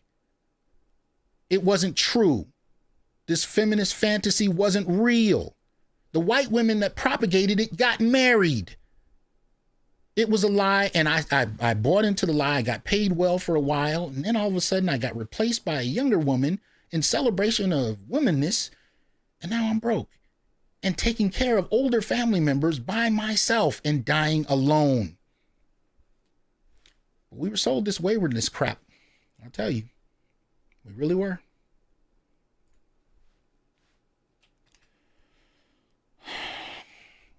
So, this one comes from, I think, a Christian fundamentalist website. Crimson Cure, good to see you in here. Appreciate the support. Hope you're well.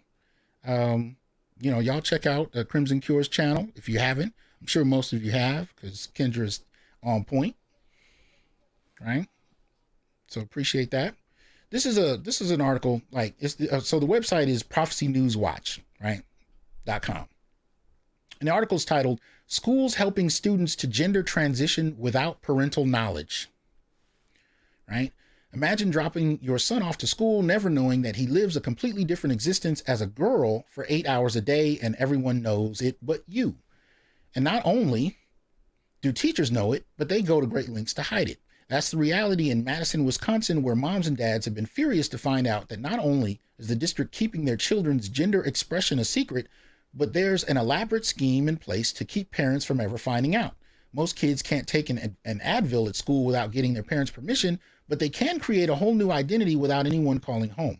Thanks to a policy passed in April 2018, this is the new normal for anyone in Madison public schools. And unlike other areas of the country who've had to deal with the rogue principal here or there, this is a systemic district-wide campaign to lie to parents and exploit their children.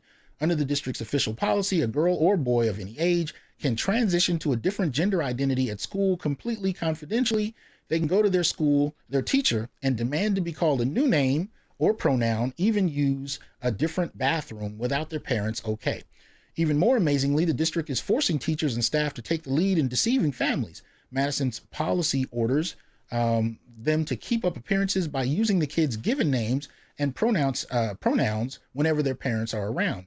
If a school employee is considered, it says, if a school employee is considered that this new identity is creating problems or hurting the child, too bad. They're forbidden from bringing it up with parents. In fact, the only time a mom or dad would be brought into the loop is if their son or daughter wanted to change their official records. Otherwise, they're completely in the dark, something 14 parents in the district are hoping to change. 8 families are so outraged by Madison's policy that they've turned to the Wisconsin Institute for Law and Liberty and Alliance Defending Freedom to take the district to court. Luke Bird, Deputy Counsel for Will, I guess is what it's called, dropped by Washington Watch Wednesday to warn other parents and give this take on one of the worst attacks on parents' rights any of us has ever seen. We sent a letter in hopes that the district would just change the policy, explain. So from what this article says, that's where the case is at this point. But yeah, so it basically deals with the degree to which teachers and the educational institution as a whole can participate in your child's chosen gender expression without your knowledge as a parent. I'm gonna leave that to you to do with as you will, right? Take it how you see it. But if nothing else, I would say stay very involved in your children's education, especially if you're in a situation where you can actually witness more of what's going on with them educationally than normal, right? They're at home, they're studying at home, they're online learning. Get involved. If you're not, and I don't argue that parents aren't because they're disinterested. Many of us, are grappling with the pandemic. They're grappling with keeping up jobs and working multiple jobs at that if you can get your hands on them. But, all I'm doing is trying to urge you to, keep involved in what's going on with your kids, because at the end of the day, not having parents even know what's going on is a problem. All right. So this is a piece written by one Warren Farrell, who I've quoted several times. He's co-author of the book The Boy Crisis, and is also author of Myth of Male Power, which is going to come up in a second. But this particular article you can find in newsweek.com, right? It's entitled A Gender Policy Council That's Sexist and Racist. One of President Joe Biden's first policies appeared to bridge the gender divide by creating a White House Gender Policy Council. As someone who served on the board of the National Organization for Women in New York City, I've seen enormous progress on women's issues and a need for more. Simultaneously, for half a century, millions of parents of boys and I have witnessed an ever-growing boy crisis. We see it hurting not only boys, but the fathers they may become, and our daughters who seek future young men worthy of their love. By creating a council for gender policy rather than a council for women, Biden seemed to be heeding the warning embodied in Betty Friedan's Second Stage. The liberation of women will plateau if attention to men's issues doesn't follow. The Gender Policy Council's mission is to help only women and girls. Boys are left out. Fathers are left out. Men are left out. Even transgender people and gays are left out if they are male. Politically, this is understandable. Men dominate corporate and political power structures. That's a valid half of the gender picture. Here's the missing half. The U.S. currently has 7 federal offices of women's health and none on men's health. All right? The neglect of men's health has contributed to the decreasing life expectancy of males for the past 3 years. Boys and men die sooner of 9 out of the 10 leading causes of death. Obesity is a bigger problem among boys. Boys are twice as likely to die from opioid overdose and to be street homeless, or living in their parents' basement. They are more likely to be addicted to video games, pornography, and alcohol. More alarming, boys commit suicide at 4 times the rate of girls. If father involvement is impossible, a genuine gender council could support male role models, from male mentors to a male teacher corps. Right? Boys with no constructive male role model who go from mom-only home to a female-dominated elementary school are vulnerable to destructive role models, from gang leaders to drug leaders, which is why abusive priests target fatherless boys. And it's not just elementary school. It's from elementary school all the way to grad school. Majority, of teachers across the board are female, right? So in education, the curtailing of recess, physical activities, and vocational education reflect an insensitivity to the way boys learn. The culture of the future is female doesn't inspire boys for their future. The result? Boys now do worse than girls in all academic subjects, and especially in reading and writing, the 2 biggest predictors of success or failure. And as BGS pointed out when we did the show where we talked about this, that you can't really deal with STEM if reading and writing is at a low level. And that's not even getting to math or science. Nevertheless, high school graduation rate for boys barely exceeds that of that for economically disadvantaged students, 82% versus 80%, which should make boys a demographic Biden would advocate.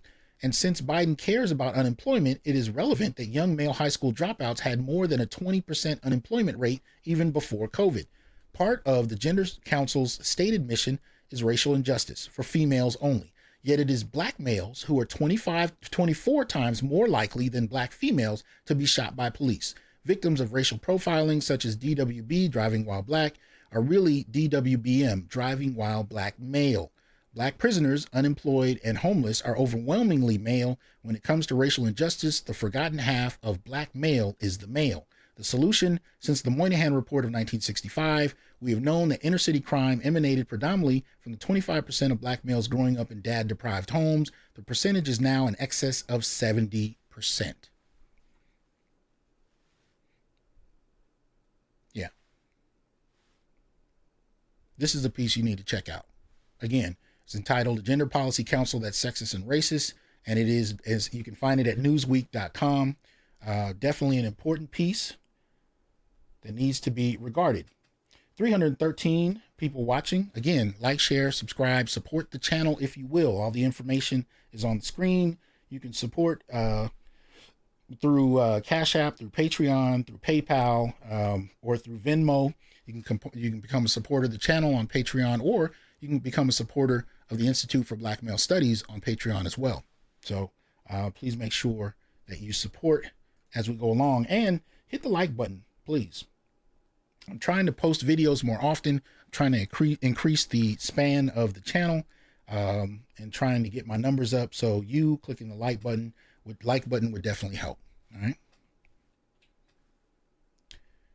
All right. This is a piece you can find on NewYorkTimes.com. It's entitled "The Economist: Placing Value on Black Women's Overlooked Work." Right. Every year, women do trillions of dollars worth of unpaid housework in the United States alone. That total amounted to roughly $1.2 trillion in 2019, a figure nearly the size of the New York State economy. Now, they've been making these arguments since the early 1980s. And Warren Farrell, actually, in his book, The Myth of Male Power, I told you I was going to bring that up again. He actually debunked a lot of it, because what they did, even in the early 80s, when they talked about unpaid housework, right? These were feminists that were clearly vying to project women into a position of victimization, right? But what they did in order to do that was they ignored the male contributions to the household, which were even, but in different areas. So whether you're talking about outside work, whether you're talking about lawn care, whether you're talking about working on the car, the dynamics around the house that men were more likely to do, they completely ignored that data, and they hyper-focused on what women contributed, and embellished in certain areas. They added things like basket weaving, literally, to increase and bolster the numbers. So that said, there's a lot of questions in this unpaid housework dynamic, and I'm going to bring some questions to this work as well. Anyway, this is Nina Banks, Associate Professor of Economics at Bucknell University, and as she's taken the idea to another step. She argues there is another form of work that has been historically overlooked and uncounted: community activism by Black and other marginalized women. Not only are we doing paid work for our communities and unpaid work in our households, Dr. Banks said, we are also doing a third layer of community work, and we're exhausted. Recognizing this collective activism as work reveals the extra burden Black and brown women are under, she said. In an article published in December issue of the Review of Black Political Economy, Dr. Banks traces this unpaid community work to the early 20th century and the creation of cooperatives and other associations to provide services governments neglected. She argues that these activities outside the market economy, with no buying or selling of goods and services and no paid labor, were incorrectly considered political activity. But the grassroots organizations behind the community work improve the environment, housing, and access to food. Simply put, if someone else had been paid to do it, it would have counted as work and a contribution to the economy. This week, she took over the presidency of the National Economic Association, which has promoted minority economists in the profession for half a century. Okay, so basically, what she's saying here is she's building off the feminist argument that women are unregarded in terms of their contributions to the home. Many don't know, as I said earlier, that men have also made contributions that were equal, but they were ignored, going back to the early 80s as far as that was concerned. But she takes the argument to another level, where she talks about the ways in which women have been doing grassroots political work and have been unregarded. And she's making the argument that there is, there's a material impact of this work. And I'm not saying there isn't. I'm actually saying the same thing that Warren Farrell said in regard to the housing argument posted in the 80s. To make this argument, how many men do you have to ignore? And here's what I mean. You can count and observe women's contributions and make an argument for the need to provide structure and some kind of support mechanism for that work. Nothing wrong with it. But when you can completely not mention men doing comparable work, even if different in its presentation, there's a problem. There's an agenda in my assessment. And a lot of it goes back to, again, what I said earlier when we were talking about Megan, the way women are socialized, what I see happening in the academy. And I say this, going to National Council for Black Studies conferences, what I see tending to happen is more and more, when I run into particularly Black women, young Black women, women who are going to school, getting their bachelor's, more often than not, whether they're working on papers in various classes, working on a thesis, or working on a dissertation. And this is just my personal experience. I would say 90% of the young women I run into are doing specific projects on only Black girls and women. And when they come to NCBS, and if you guys have been following me for a while or my social media, I even post the number of presentations and papers, and sometimes there'll be 10 times the number of males, the number of projects done on males at these conferences, right? There's an overwhelming emphasis. So when you talk about the way these women and girls are socialized at home and primarily female-led spaces, and then in their research and work in the academic space, which are yet again female-led spaces, what you have is this hyper focus on women and girls. And it's almost robotic in its presentation, because when you actually introduce males and boys, there's a moment of pause, a disconnect, and then right back to the programming, right? So here we have this emphasis on how women in grassroots activism has been overlooked. But if I ask you the question, how do Black men contribute to activism?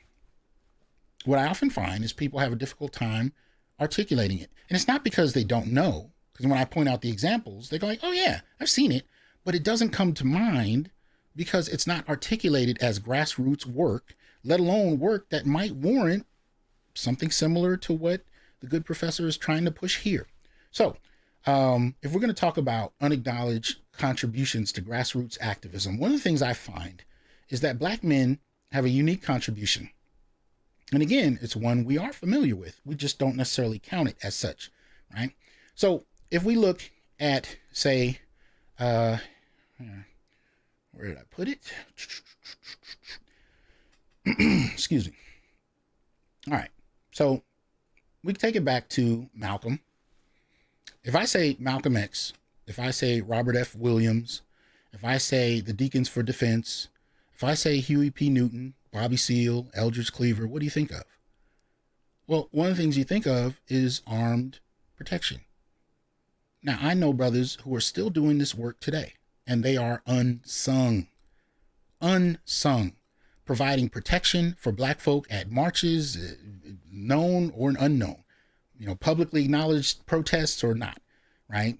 Whether you're talking about Khalid Muhammad and the rise of the new Black Panther Party in the 1990s, the NFAC now, or a brother like Hawk Newsom, who's a member of BLM in New York, but chairperson of the Bird of New York chapter, as well as founder of Black Ops and the Peace Officers Civilian Policing of Police. So this is a brother who's actually training Black folk to confront the police using arms, right? You can find that in a Vice.com video, right?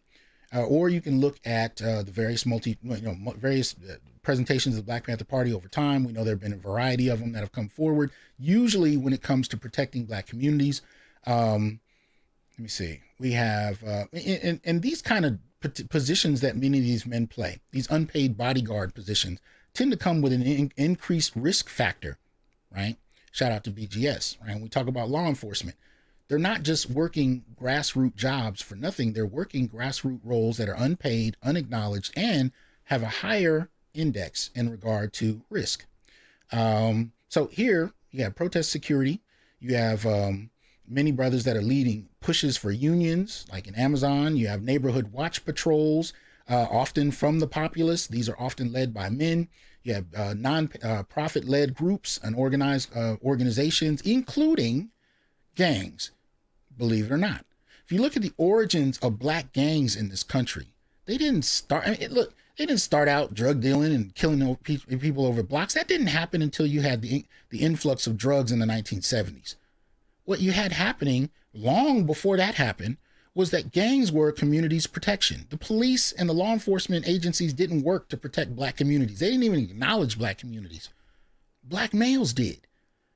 Those gangs started out often, especially if you look at a place like LA, right? Protecting Black neighborhoods from white kids, even white teenagers, and even grown white freaking lynch mobs, the Klan. They started with these early contexts to protect the neighborhood. Hell, even if you watch Judas and the Black Messiah, about, again, the life of Fred Hampton, one of the things he talks about, they go to meet with who were supposed to be the Blackstone Rangers, I believe. And one of the things he says, he starts talking to them about the things that he wants to do in the community. One of the interesting things that I don't think anybody really said much about is the leader of the Rangers was like, well, they didn't call them Rangers in the movie. They called them something else. But he said, we're already doing those things, right? And you'll actually find there is a legacy of those gangs. Hell, you can go back, and I'm keeping it in the context of entertainment for a purpose, because I want you to be able to access these things easily. You can go back and look at, what was the film with Lawrence Fishburne, Cicely Tyson? He plays Bumpy Johnson, right? You go back and look at films like that about the role that organized crime, Black organized crime, played even in Black communities. It wasn't limited to terrorizing the community. That did occur from time to time, but it often started with protecting the community. And in terms of Harlem, they actually protected the community from the Italian mob. So my point here is that there's a lot of different ways that Black male protection comes about, in a lot of different forms, much of it not really being seen, right?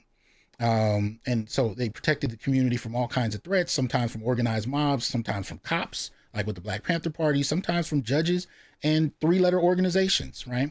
Where you had this happening.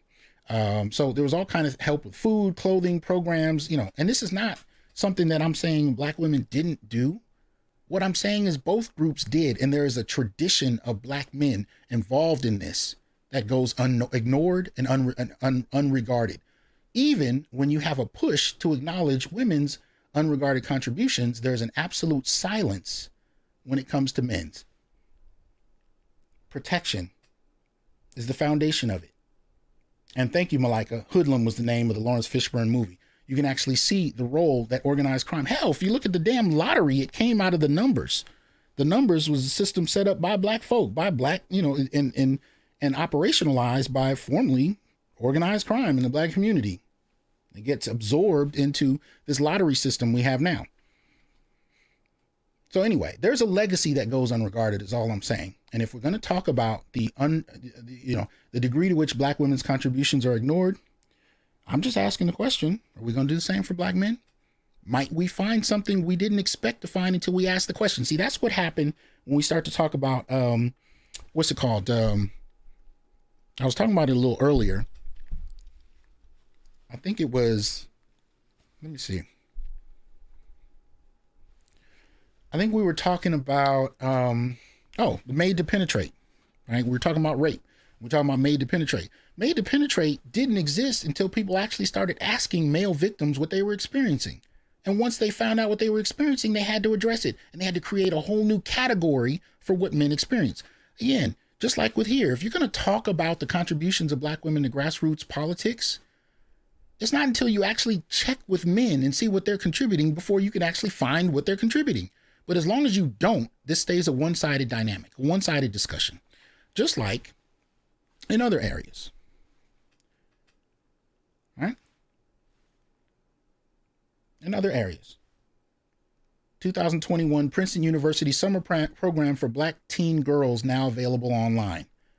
The program celebrates 12 years of empowering minority youth to be global leaders.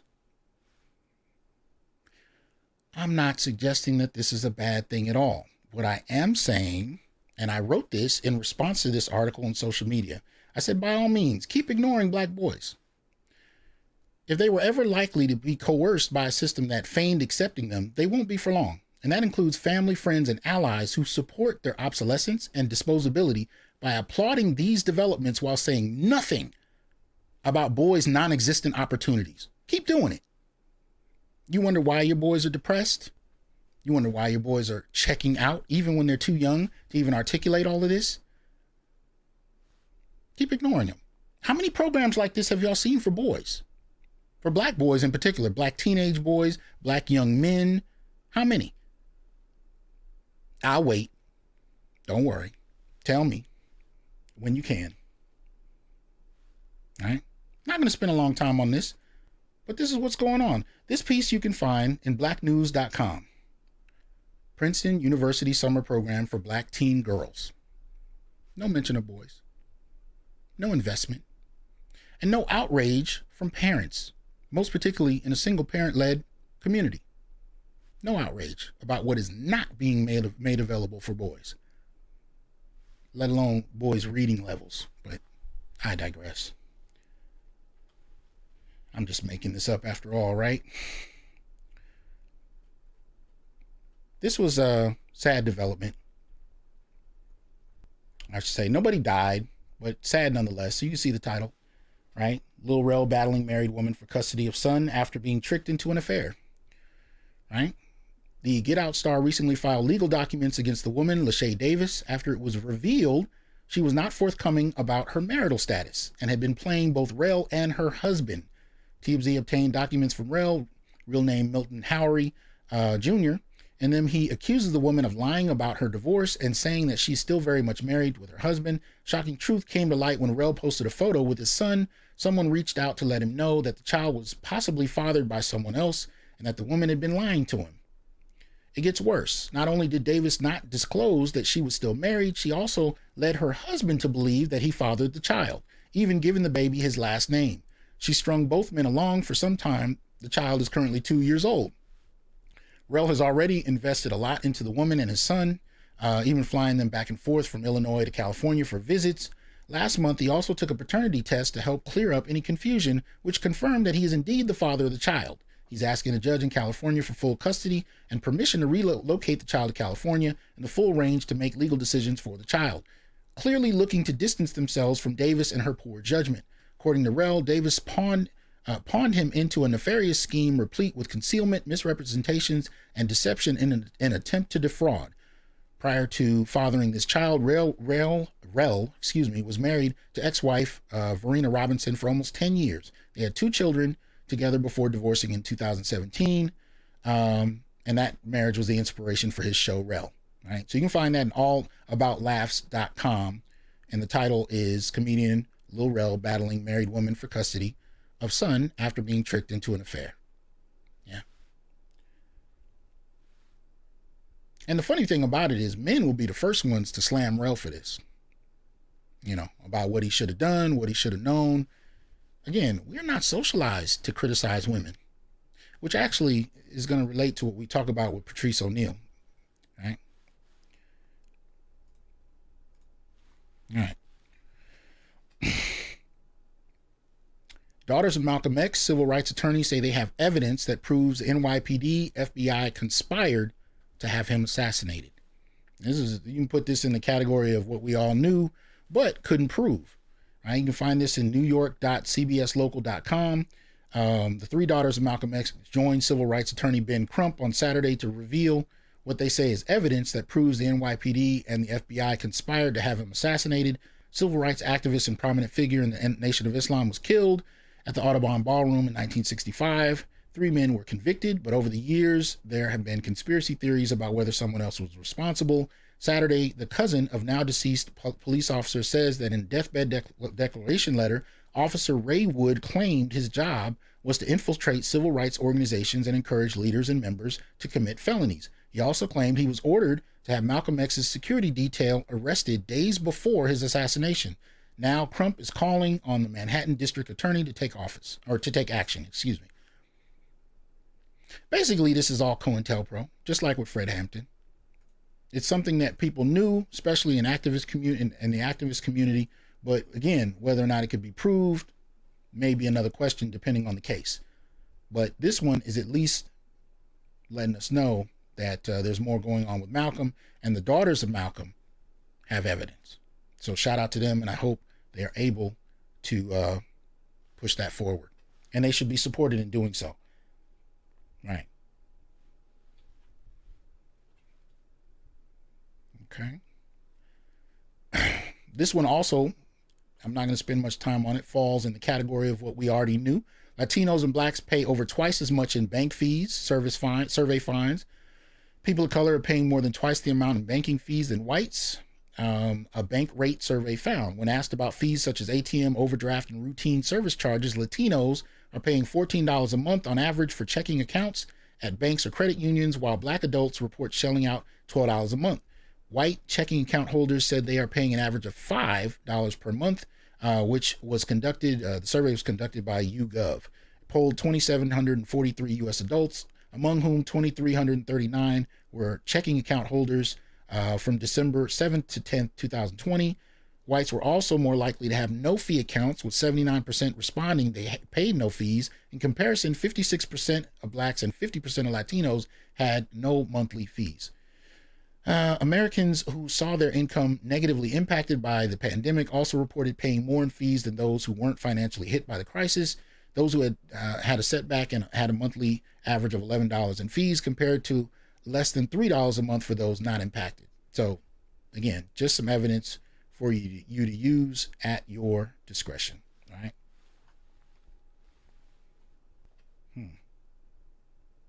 So let's do it.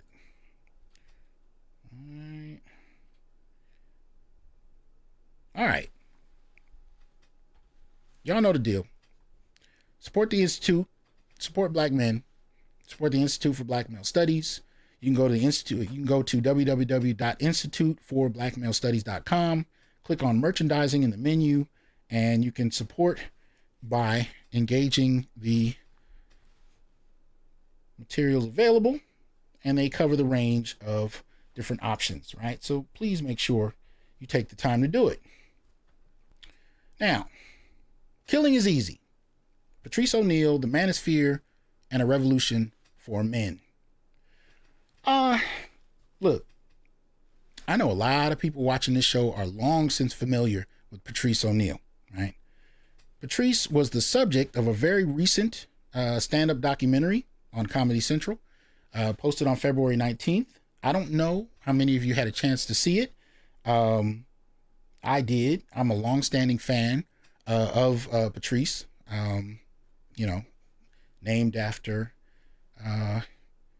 African revolutionary. Dang it, almost lost that. All right, so Patrice has become kind of a godfather to the Manosphere in a particular way. He was talking about these things before they were, I wouldn't say common, but before they were, something easily accessible. And more than that, he was experimenting with it. Now, this particular documentary, it wasn't bad. They interviewed a lot of his friends, a lot of associates. They even interviewed people he grew up with. They showed you the house he came up in, interviewed his mother, which was interesting. If you follow his comedy, he talks about his mother a lot, right? But he nonetheless was, kind of a forefather in many ways to a lot of the information you can hear on YouTube pretty readily. But, you know, he was actually, you know, dealing with his own life experience and trying to come to these things on his own. But in the documentary, just to name a few things they did, because I'm actually not going to spend a lot of time on the documentary. We're actually going to listen to Patrice himself. Oh, did I not? Yeah, Patrice Lumumba, absolutely. Sorry, I lost my place. But yeah, he was named after Patrice Lumumba. Anyway, in the documentary, they actually interviewed a number of people, including his, what he called his wifey, Vaughn. Interviewed her. They interviewed all his boys that you can see that he would routinely be on the circuit with. He'd be on, you know, various shows, as well as they interviewed his stepdaughter, which I thought was interesting. And she actually sang his praises as a father, you know. So in that respect, it was good. You know, they kind of gave you snippets about his life, you know, but they left some things out. They left, you know, something, and it might have been for legal reasons. I can't really say, but, you know, yeah, Sweet Jones, Opie and Anthony appearances were legendary. Well, that's not the only thing. So he did a lot of time on Opie and Anthony, you know, Shock Jock radio show, did a lot of time there. And I got to give it to them. They gave him an opportunity to grow his platform, to grow his approach, to introduce him to their audience, which, you know, fast tracked him in many ways in terms of people being able to hear from him. He played in shows like The Office. You know, he was in, you know, he had a chance to do some bit parts here and there. You know, I think my introduction to Patrice, you know, you saw him before you heard him. You know, I remember him in Dave Chappelle when he was in the pimp routine, you know, the pimp skit. I saw him in there, but I mean, he only had like one line, so I didn't, you know, I wouldn't say I knew him from that, but I never forgot his face, you know. You know, I think, so I was late. So I saw him in that, but it really wasn't until his, I think it was an HBO special, Elephant in the Room. I'm not sure if it was HBO it was on, but I believe so.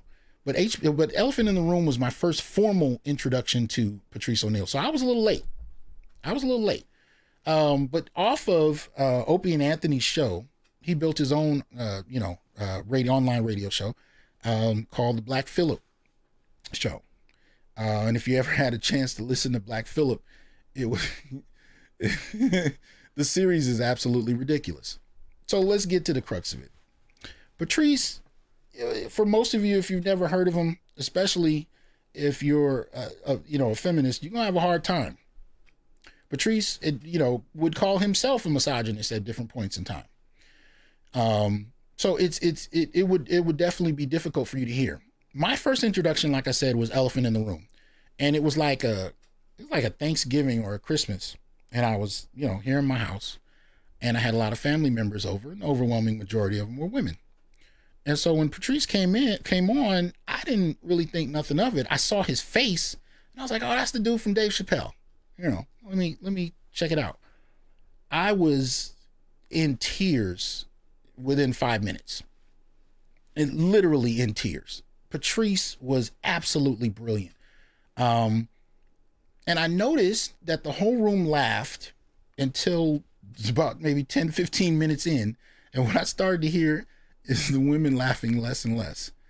And I just got louder and louder. And I didn't even know why at that point. I wasn't processing what was going on. Because basically what it was is that Patrice was speaking for men in a way that I'd never really heard before. Now, it was unapologetically misogynistic in one vein, but in another, there was something else there that I couldn't quite put my finger on. But the man was brilliant, and yet, and this was the hard part for a lot of people, especially if you either got to know him personally or you got to know him through his work, you could tell he actually had a huge heart, which was hard to pretend like you didn't know as long as you listened to him. So he was a complicated person in and of himself. And it got to the point where I would play snippets in class in an analysis of race and gender. I would play snippets and we would talk about them. I had to be very precise with editing those snippets though, because Patrice will go left on you in a minute and you'll be crying, but you know, you got to deal with the repercussions after that. But he was complicated, you know, much like some of my favorite favorite kind of historical figures, favorite entertainers, you name it. I like complicated brothers who bring more than one thing to the table, who challenge you to think beyond your comfort zone. And Patrice did that very thing.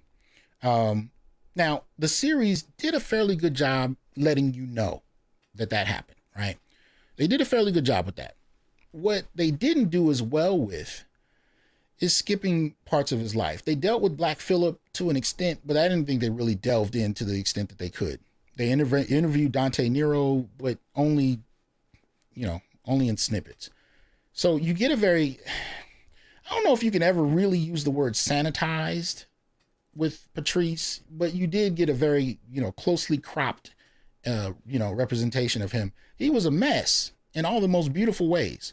Complicated, brilliant, and yet problematic at the same time. And, but I think when you really get to the core of his comedy, of which I'm going to try and play a little bit of, I'm not going to show the videos, but I am going to, appreciate that, Jerome. Oh, here we go. I am going to play some snippets. I'm going to need to know if you guys can hear them, though, because I had to set it up kind of differently in order for it to kind of happen. But I want to play a few things just to kind of give you a sense of, how Patrice got down. Now, there's so many, I tried to list a few things that I would play, but I ran, you have to delve into Patrice yourself to really get it, right? And if you haven't heard him, people that have heard him, can name it. They can name the stuff they like. But I'll just start out at random. I'm just going to pick his piece on, I can't even do that because there's so many I would like to play. All right, so I'll start out with reparations. How about that? So again, you guys let me know in the chat if you guys can hear it. Let's see.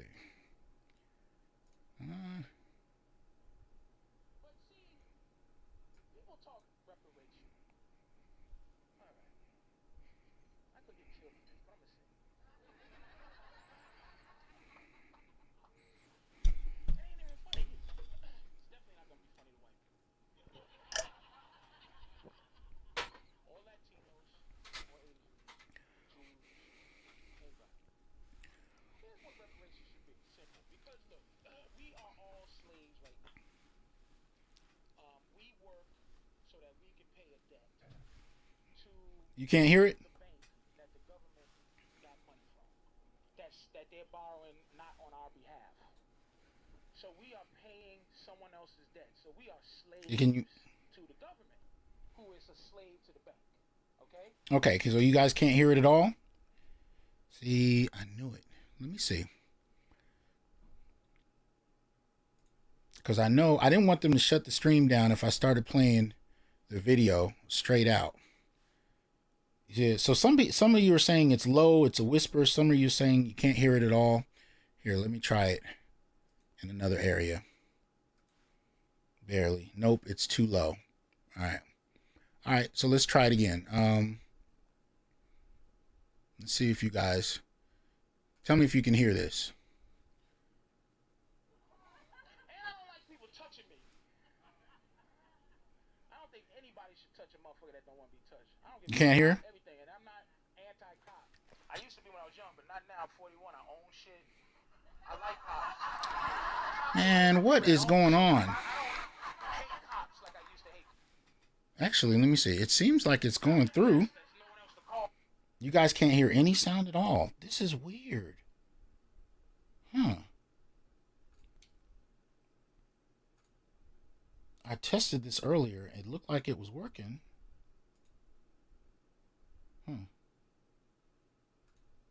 Now, see, I'm getting confused. Shoot. All right, so somebody said good now, better. You guys are confusing me because Kalila said she could hear it. Some of you said you can't. So, all right, so let me try it again. So I'll continue playing the piece I just chose.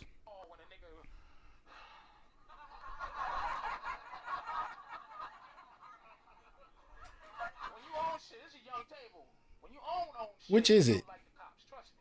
When I was holy, bro, 26. Well, you're getting close. What's your credit? Credit good?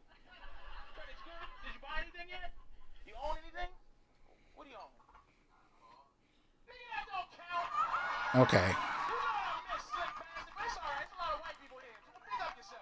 All right. See, I'm getting confused. Some of you guys are saying you can hear it. Some are saying it's too low.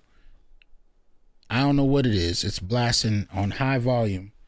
Some say it's good. If I play it in the speakers, it's going to play out and give me feedback.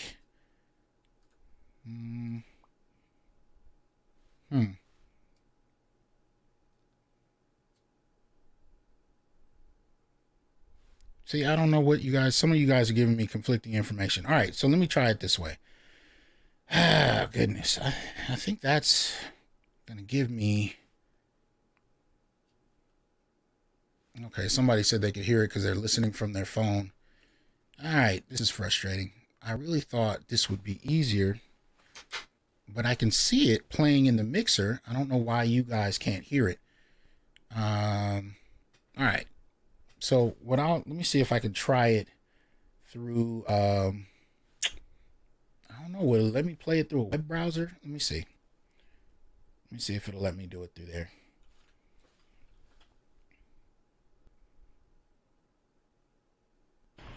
Eric, what's up, man? What's up, Patrice? You're a genius. I just want to say that right up front because you are an absolute genius. And I've been following what you've been doing for a while. Oh, hold on, bro. Do me a favor, Eric. Before you finish, just tell Kara I'm a genius, too. Any of that? Kara, Patrice is an absolute genius. I've been using his stuff for a while. But here's the thing. My girl left me, like, 2 weeks ago. Aww. And she left me because... I don't feel bad because I really ain't that upset about it. We don't feel bad, nigga. That was her with that shit. Did you hear any manly awes, motherfucker? We like, all right, get on with the story, nigga. So you jerking off and you what? What's the problem? Get to the point. Get to the goddamn point. Go ahead, man. All right. So she left me. She told me she was too crazy to be with me. So she left me and she said she wants to be by herself, get her shit together, and then come back to me in like 3-4 months when she gets, all straightened up and together. And I'm just trying to make logic of it because I'm like you, Patrice. If she comes at me and says all that stupid stuff, I come back with a straight logic and won't let anything die. And I think I drove her crazy. What really pisses me off is I almost had her trained up the way you talk her because it does work. Because I like skirts and all those, real sexy things. When I met her, she didn't wear none of that. Now she does, and she just says stuff like. So what do you? Wait a minute though. So there's always a pretense to when a woman talks. What do you think it really, really was? I honestly don't know. I think I drove her a little crazy, but it was just like the point where she was like, one night she'd be like, I want to break up with you. The next night, never even happened. The next night, I want to break up with you. And I'll just be like. What did you say when she said she wanted to break up? I said, all right, if that's where you want to be. Good man. All right. She'll be back, dude. Let me ask you. You're doing a good thing, though. This guy is fucking a real soldier. Because one thing you did is that they need an emotion to feed off. Women can't stay logical long. Exactly. They can't stay logical long. So when you told her that, okay, that's what you got to always do when a chick busts out emotion on you. You got to be cold. I know it's hard because she might have beautiful eyes and she's like crying. But you go, look, you got to always be thinking to yourself, my happiness is paramount. Now, do you want to still be with this girl? I don't even know right now because she's being crazy. But the really thing that's tripping me out is like we hang out. We've been dating for like 13 months, and we, all our friends, connected together. She goes to my bar that I usually hit up. Right. And I'll roll up there, and she'll be like, I love you still, and all this shit, because she wants to get back with me in like 3 months. Right. And it's just really tripping me out. It doesn't make any sense to me. She's trying to, you know what she's trying to do? It's like this, and Dante has a story that's related to this, but I'm going to give you an example of the position that she's in. Women, again, like I said, in the beginning of the show, women are looking for a general that they feel comfortable fighting for. They looking for a guy that they can believe in. That's what a woman really wants her job to be. They want their job. Women really want to have no job. They want to support a man that they believe in. That's what they want their job to really be. So she's found you, and she fucking... It's like this analogy I use. And I changed my shark analogy up, by the way. But to the bear. Tuna. No tuna. What happened to the bear? It's a shark analogy. Okay. The bear's still there, but the shark thing... it's a lot of women because they feel like second-class citizens. They feel a little weaker. They feel a little, they don't like loving you and feeling goofy. Like, I've done a magical thing and convinced my girl that I don't have to love her as much as she loves me. It doesn't make sense. You can't love at the same time. And you can't love the same way. It's impossible for me to love you exactly how you love me. So, but women want that to be the case. So what happens is, say you're shark. Until it happens. You're great until it happens. If you're a great white shark, a lot of women go, I don't like being the bitch shark. So they swim, and they instead of like hanging out with sharks, they go and Kareth is like this. Barracuda. Are you in a relationship right now, Kareth? No. Exactly. Wait, wants to be. I'm dating. Exactly, dating, whatever the fuck that means, and so whatever title you have, you don't have a boyfriend.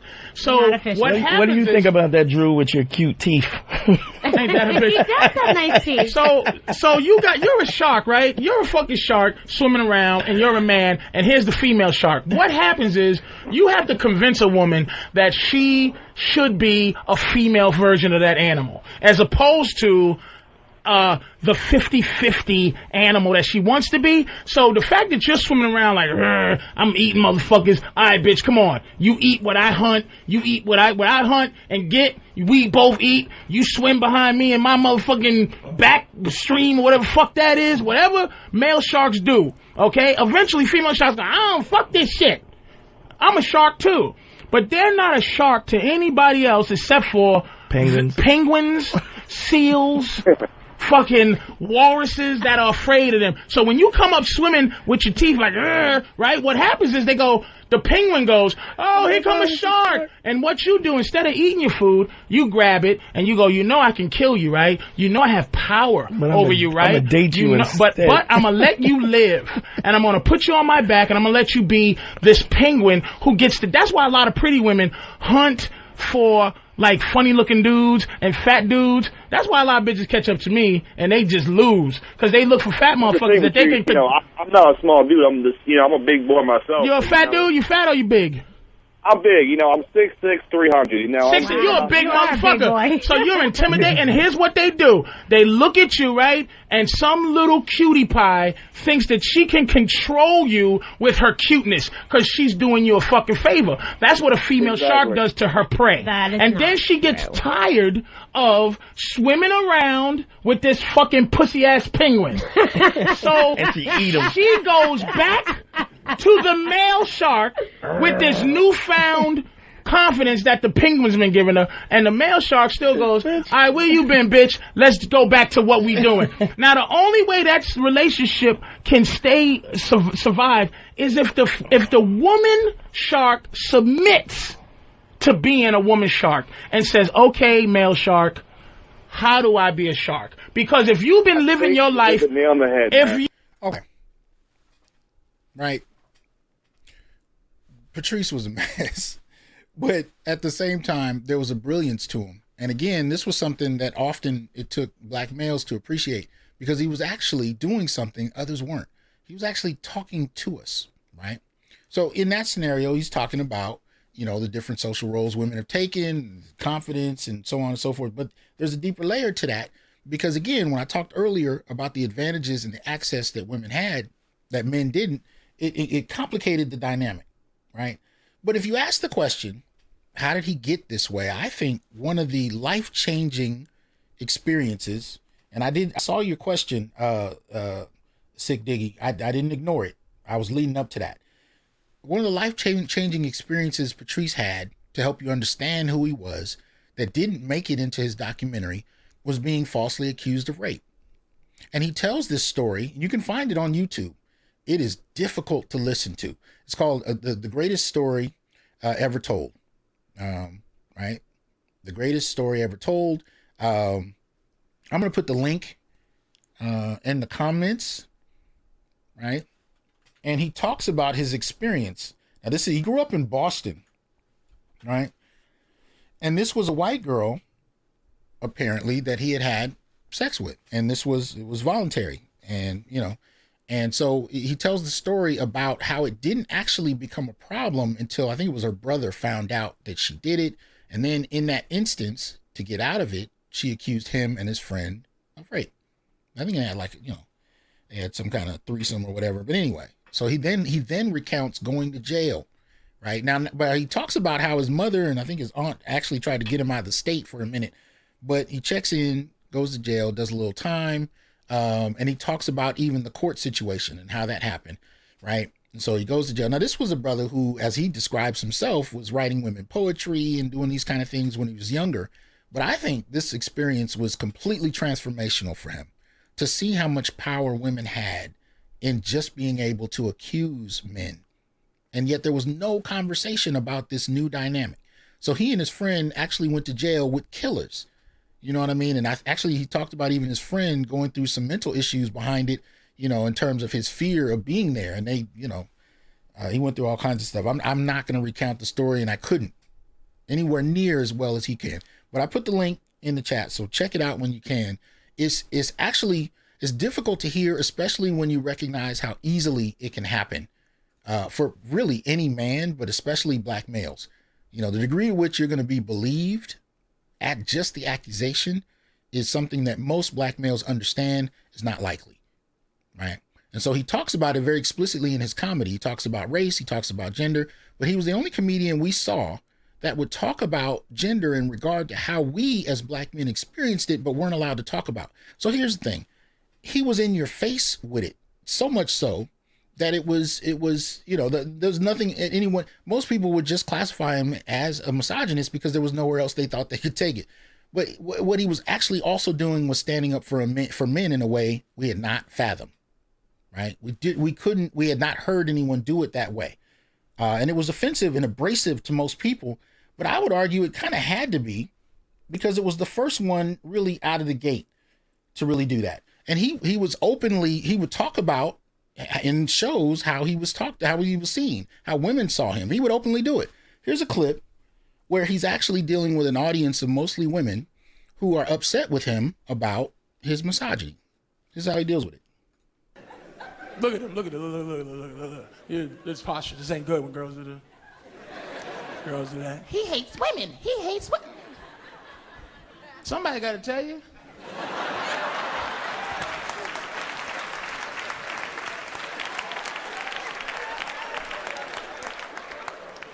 Let me ask you a question. Here's a question. Here's a good, serious question. Okay, ladies, if you didn't have a vagina, like say it was a terrible train accident, right? And the doctor was like, we have to remove your pussy right away or you're gonna die. How would you keep your man past, you get a 2-month guilty, I can't leave the bitch right away because you just lost a pussy in a train accident. Can't just walk right out on her. How would you keep your man past that if you didn't have a vagina?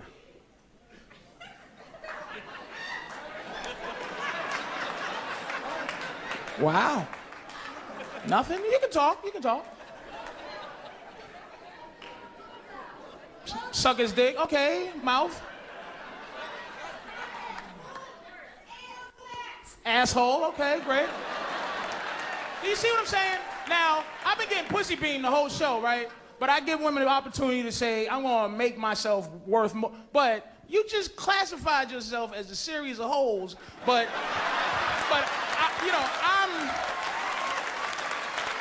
I'm supposed to treat you special, but you're just a bunch of holes to yourself. No one said learn how to play Xbox, learn how to play pool, tell better stories, get another bitch that got a pussy to come on in. Well, look, whatever. Plus,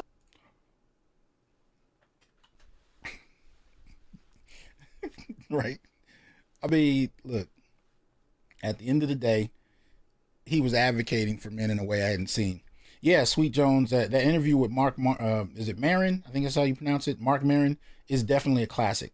It's definitely a classic, right? Where he talks about his honesty, which was something Patrice was huge on, right? He was huge on honesty. And a lot of what his issue was you had something going on across the country in regard to gender. And somehow it primarily benefited women and girls. and it didn't benefit males, particularly black males, and we weren't allowed to talk about it.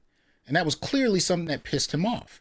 And he wanted to be able to, but just in talking about it, it was considered a problem, right? And this is why I considered him an antidote in a particular way, right? If you got a disease, the antidote is often a concentrated opposition to that disease, which is extreme in its orientation, right? But it has to be, because here's the thing. What Patrice was responding to was several generations old and pervasive. I mean, it was everywhere. It was being practiced across the board with no conversation. And so all of a sudden he's talking about it and he seems extreme, but it's actually the condition he's responding to that I found extreme. And I appreciated him for it, right? And so here's the thing. Even in talking about just, he actually does this a few times, and there's so many clips of him being interviewed in different circles. It's hard to catalog them all. You really just got to delve in. But he actually talks about the difficulty men have, especially if they've been raised by women, raised in an environment of women, criticizing women. Even the criticizing of women in and of itself is considered, it's considered an offense by itself, right? And so when he would do so, he would know how uncomfortable even the men were in the audience, and he was pushing against that and challenging us to think about why you're uncomfortable, because it's something beyond just chivalry. We can critique men all day. We can laugh at men all day. We can ignore them all day. But even criticizing women over something casual was considered something you weren't allowed to do. Give me a case in point. But let me ask you, okay, by show of hands, guys, how many of you, your woman tells wonderful stories?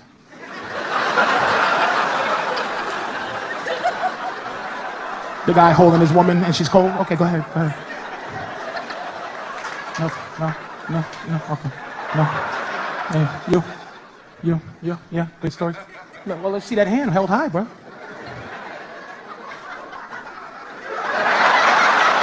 Told you. And he look at this white couple, right? And she's just like, you better.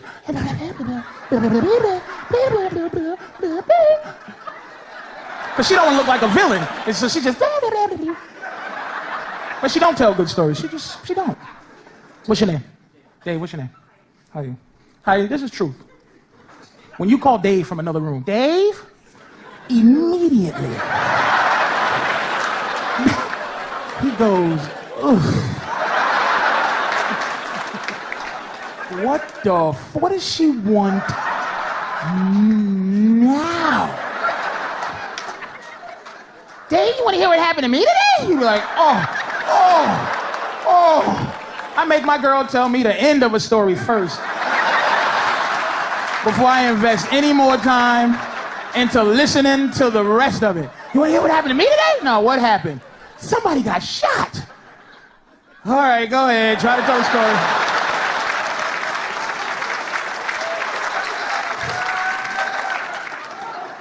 Starts off wrong. You know my friend Diane, right?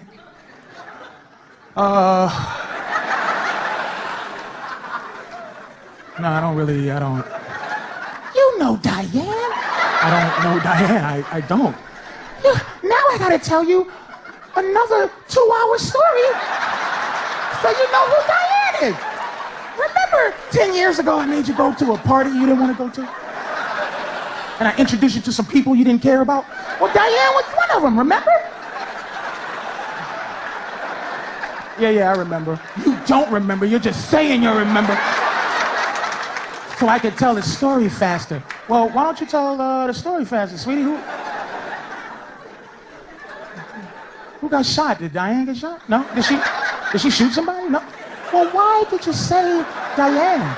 Because we were talking and she don't like guns and I don't like guns and I think they should make a rocket ship and shoot all guns into another. Who got shot?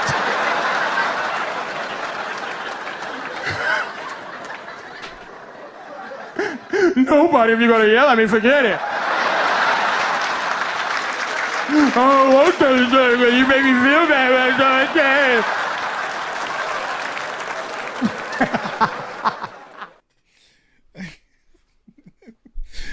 Like somebody said it earlier in the comment section, he railed against PC culture. right? And many men found themselves in a position where you couldn't even laugh, right? Because again, you're not allowed to make fun of women, right? And it's not for the sake of just being a jerk. What it is breaking from convention, right? Breaking from convention and actually even being able to figure out what the hell is going on and where men are in a space where men didn't feel like they could say much, right? And so by doing this, I mean, he was pushing incredible boundaries. And, you know, again, most of us didn't know it. I mean, I think most people I run across didn't come to appreciate Patrice till after he died. And, you know, he died because he had diabetes, which he talked about openly on his shows. You know, and so by that, you know, we lost him to that, but he was really breaking new ground. And I would argue Elephant in the Room was probably a breakout, you know, it was a breakout thing. I mean, there was an opportunity there, I think, where he really could have reached some heights that maybe he didn't even see coming. You know, I really think he had that capacity to him. He was brilliant. But what he was ultimately pushing on is really trying to get men to notice how much they themselves had changed, how they themselves were afraid to say the things that were on their mind. They themselves were afraid to, you know, push the boundaries and actually express themselves in a way, whether it, and it wasn't, you know, whether you could do it with all kinds of different subjects, but at the end of the day, it didn't matter. He was asking the question, what had happened to us to the point where we couldn't do that. So here we go. It's hard to be honest, man. Honesty is not the greatest thing to be. It's just no one wants to hear, yeah. Especially your woman, you know, she don't want to hear that. Because men, it's hard for us to love you and like you at the same time. It is what it is. Once a man loves you, he no longer likes you usually.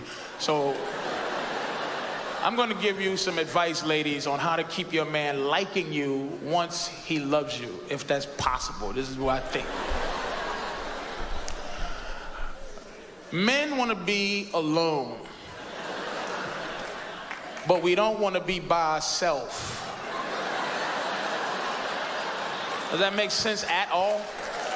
Meaning, really, look at this guy looking at his wife like, not you, sweetie, but sort of you, kinda. We want you somewhere, like in the dwelling, just not here, like just like around the corner, in the vents. You can sit in the vent, I don't care if you want to watch me, but in the on the roof, anywhere, but just not in front of me, trying to be my friend. What you doing? What you doing? Watching baseball? Why you watching baseball by yourself? How come you didn't get me up? You snuck out of bed. Why'd you didn't get me up? I want to watch baseball with you. What you doing? Why you down here by yourself? Move over. Move your leg off that ottoman where it's comfortable so I can sit next to you and wrap my leg around your leg and some weird I love you hot vine. Move over. Give me your arm. Give me your arm. Give it to me. Let me give it. Come here. Give me a kiss. Mean it. Mean the kiss. You love me? Say it. Say it. Mean it. What you doing? What you eating, a hamburger? You shouldn't be eating a hamburger at 11. It's too early to eat a hamburger. Let me go make you a better sandwich, a turkey sandwich on 47 grain bread with no mayonnaise and bean sprouts. Tastes like rat turds and twigs. Ain't that better? Ain't that better? A dry sandwich you don't want? Ain't that better? Why is the TV so loud? Well, turn it down. Ain't that better? Can't hear the TV, got a dry sandwich you don't want? Ain't that better? Why is it so cold in here? Why is the ceiling fan and the air conditioner? Turn it off. Ain't that better? Sweating, wrapped up into a hot vine, can't hear the TV, got a dry sandwich. Ain't that better? Why is it so dark in here? Let some sunlight in. Ain't that better? Can't see the TV, can't hear it. Hey, I gotta go, man. Y'all take care, but thank you very much. Right. Even stuff like that. Most men don't feel like they can say, even now. And that was years ago. I mean, Patrice, was doing a lot of this early on. But there's one, and I'm not saying that this is a major like revelation or whatnot, but I will say I did appreciate him saying this because I hadn't heard anyone quite put it this way, talking about the differences in how, men act now and what we're allowed to do and what we're not. Like the way he kind of framed it was so clear that men immediately got it. We couldn't talk about how we necessarily got here, but we immediately got it, right? Check him out. I'm irrelevant. How old are you, bro? 35. 5 years. How you feeling? You feeling all right? You feel like these young guys are, you a football fan? All your whole life? You notice how football's whack now? Things are changing. It seems like, look, this may be old thinking, okay? Now, when I came up, you a football fan? No? He's not. Like, what dude? Like, that shocked me. Like, dudes are football fans. Oh, I don't, just a little too violent. Like, football, it's not like the game. When I came up, dude, football was it was gladiators. It was angry. It was just like when we hit somebody. When I played, if you hit somebody and he didn't get up, like we didn't hold hands with the other team and pray, like hold hands and everyone prays for him to get up. We used to do a Indian, like sell a hump dance circle around like and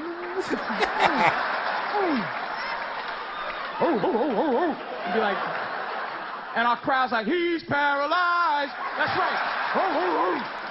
We be looking for his mother crying, be like, that's right, lady. That's what you get. You letting him out here with killers. He can't even wiggle his toes. Take his socks.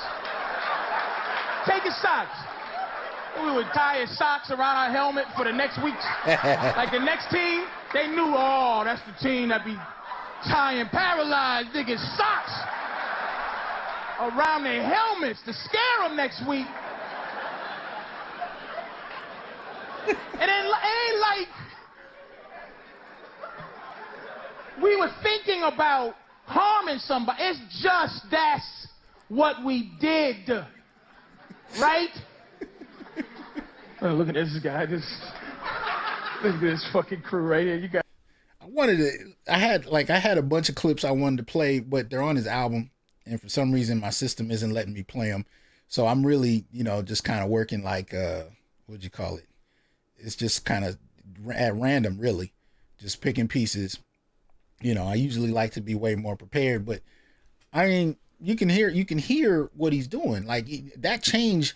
Like when I first heard that, again, I'm sitting there with a group of family members listening to it, and I noticed the women kind of checked out, aside from, being, they're probably offended, but also because he really wasn't, there were parts where he was talking directly to men, and you didn't see a lot of entertainers do that, right? So even something as simple as football, I remember that.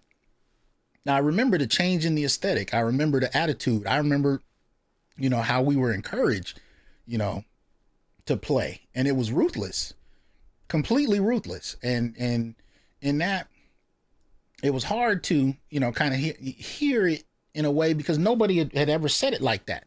I had not heard anybody say it that directly. Right. Let me see. This is another, I think this one I can get away with. I had no idea if this whole show is going to just get whatever, because I'm playing so much, but I don't really care. Like I was glad they did the special on him, but like I said, they didn't cover some of those things. And I think when you skip the rape accusation story, you really miss how Patrice got to a specific point in his life. And that I couldn't believe they skipped altogether. I mean, I was glad they talked about him as a good father. That was good, even though he wasn't a father. He was a stepfather. He wanted kids, but he really didn't, trust a lot of people as far as that. So, he ended up becoming a stepfather and actually ended up liking it. And so his stepdaughter at the funeral talked about, how good of a father he was. And they really, I think they could have done more to talk about, what he was actually doing for men. You know what I mean? And what he was actually doing for men was advocating for men. And in a weird kind of way, he was mirroring what we hear a lot of women and feminists doing every day. But because it was so opposite what is considered PC, the only way people could process it was to dismiss it as a problem, to dismiss it as something worthy of being dismissed, being criticized and labeled as purely misogynist. But again, if you actually bothered to listen to him, you'd actually find there was quite a bit there. It was quite a bit there, and it wasn't limited to any one thing. Now, let me see. So this is I think this is another classic piece that he was known for. Let's see if I got the timing right.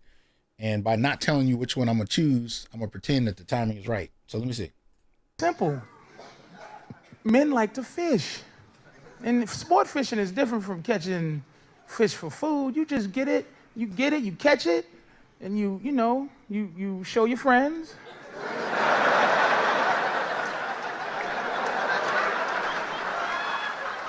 Because you want them to know that you can catch fish. You take a couple of pictures so you can show people the fish that you have the ability to catch. And then you release it back into the water. But a lot of women in here, you have boyfriends or husbands, you a fish that jump back on the boat and just was like flapping, looking at me like, hi, I was wondering if you're gonna be fishing here again next week. Like,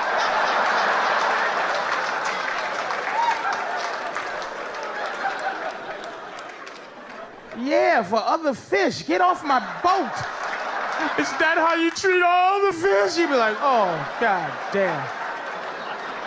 Nope, I'm sorry, sweetie. You're the last fish I ever wanted to be with. Now you stuck. Stuck with the last fish who was loving you and fighting hard to be on your boat. Then she got comfortable, and now instead of doing this, she's like, so we've been together for like a year now. Why do you still have a boat? You'd be like, so what you trying to say? I can't catch fish no more? Why do you need to catch fish? Because if I lose my ability to catch fish, then you not gonna find me sexy no more. So you gotta smell fish on me so that you know I can catch fish so you can act right.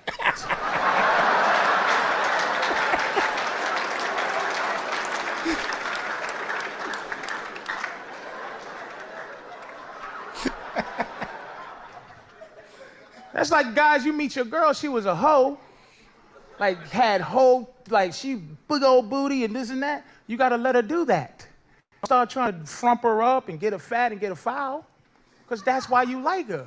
I don't want no woman that no other guy's trying to fuck. I don't want a woman that I can send to the store at 2 in the morning because nobody's gonna try to rape her. Like, I go get some bread at 3 in the morning. Hey, cut through the alley, bitch, because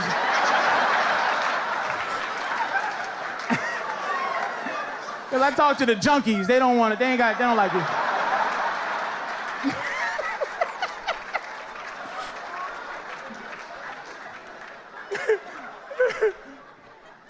And to be fair to women, look, God has been very cruel to you. Being a woman as a creature, I think it's just unfair. I wouldn't want to be a woman. It's just, I mean, like your period, like I look at that and see what my woman go through every month. Like if my nose bled every month, I think I would kill myself. I would be like, oh, fuck, I don't, God, man. You gotta stick something in your nose with a string hanging out. Gotta take that out, every 7 seconds or whatever, and 5 days before your nose bleed, you know it's gonna bleed, but you don't know when, so you just sitting there like, when is my nose going to start bleeding? Oh my God. And then if your nose don't bleed when it's supposed to, you're like, oh my God. My nose is supposed to be bleeding by now. I'm gonna go to the hospital if it's not bleeding soon. And y'all get horny, and my woman gets horny on her bed. Oh my God. And I ain't down with that. And I see her face, like if I would do it one time, it probably would change her life. Like she would be just so grateful, but I just can't. She's like, come on, yeah, come on. Just lay a towel or something down. And I was gonna do it one time, and then I Googled the whole cycle.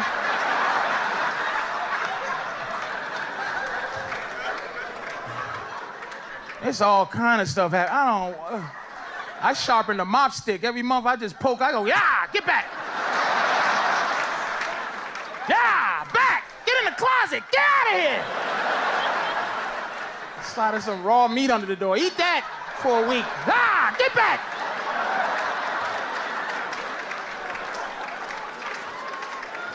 It's shocking. Like I know, look, like I said, I'm 40, I can feel my sex drive, right? I still love women, but I don't feel like having sex like that. But I still love looking at them like, oh. But here's what God did for men. He turned my horniness into creepiness. Like, so I can have a good time sitting at the mall watching chicks trying on sneakers at the Foot Locker with the creepy face, like,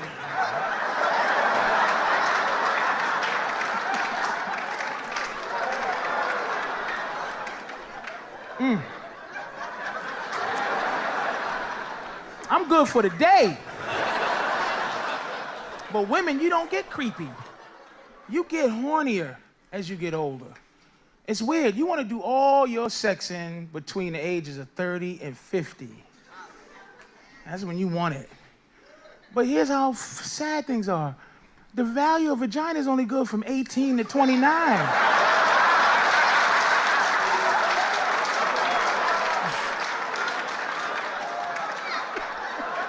Pussy get old like bread, not like wine. I don't want the waiter to bring me a vintage glass of twat. You be like, would you like a 52? Look, now, here's the thing. The other thing he obviously did, and that was the reason I played that clip, is he actually introduced a lot of people to what we now call SMV, right? Sexual marketplace value. And having grown up as a Generation X black kid, right, we weren't told about that.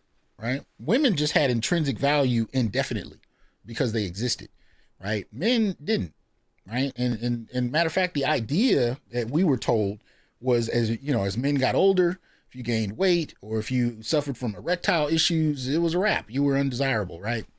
But we hadn't heard anybody actually tell us what was happening with women or how women's experiences or what women brought to the table could be critiqued. Right, what was undesirable for men about women at different stages in life? That wasn't something we were really allowed to talk about, right? It was strictly about men. Now, you could say anything you wanted about men, and women did. They made jokes about penis length or whether or not he could keep up if he was out of shape. All kinds of jokes you could hear in comedy about men. But when you actually began to hear, hear Patrice break it down, it was like, wait a minute, that is true, right? Why are we not, and this is the central question you keep coming back to when you listen to Patrice, why are we not allowed to talk about that? What is the rationale behind that? Why is this going on, but we're not allowed to say anything, right? And that was the thing. So he would constantly keep pushing the boundaries by forcing us to look at it. Now, a lot of what he talked about dealt with relationships, of course, but he wasn't limited to that. He also dealt with issues of race. And sometimes he would link the two, right? And that was some of the stuff I would play in my classes. So let's see if this one. How pretty a white woman is? The value, you look at her and then you wonder how long they would look for if she was missing.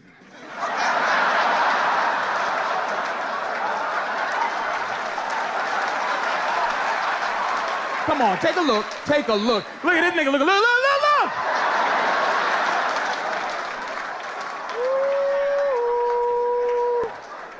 I saw you look mad, sweetie. How long, if you was missing, how long you think they were? Exactly. She went.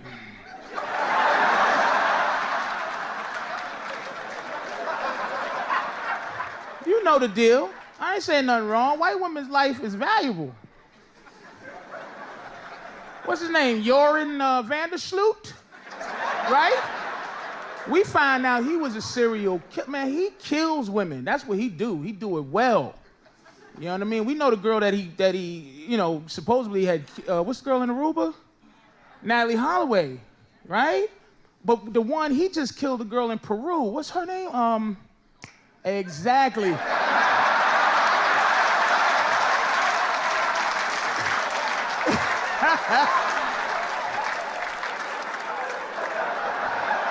how fast you said Natalie. You said Natalie. Natalie Holloway, that angel. Y'all said that like Family Feud. All right, name a white girl been missing for 5 years in Aruba. Natalie Holloway. Survey says.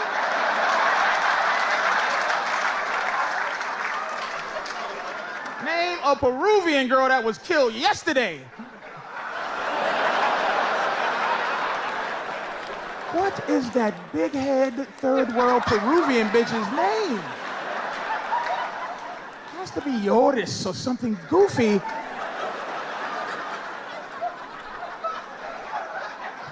Don't get mad at yourself. I gave it to you. You saw how fast she said Natalie Holloway. Diana Ross right here said she knew her name. That white girl with Natalie Holloway. Man, you called yourself, woo! God bless you, man. That is high level right there. And don't be ashamed of it, gorgeous.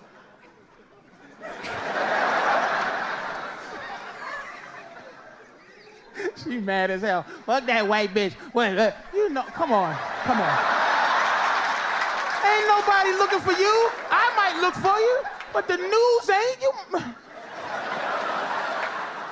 You think Fox is reporting you're missing?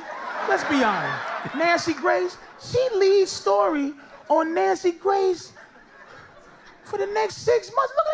Look. I'm looking at her because she's mad as hell. Black women don't like that shit, but it is what it is. Let's be. I'm gonna be like that. Let's be honest. That little girl that went missing, she was sailing. Little girl that went sailing. I forgot her damn name, but she went sailing and went missing in the Indian Ocean. Okay, and they spent. Good Lord, her mast broke and she was floating around, and she gave out her little signal, her beacon. They looked for her. They spent $500,000. Like tax money to search for her. Now, if that's my daughter, I want that to happen too, but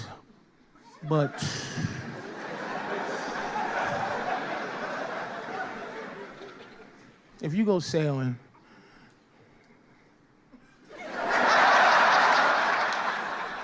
let's be honest, how long you think? Are they gonna spend come on. Remember football players in Miami went missing? They went sailing. They looked for them for 8 minutes. Maybe. They just sent somebody at the edge of the beach.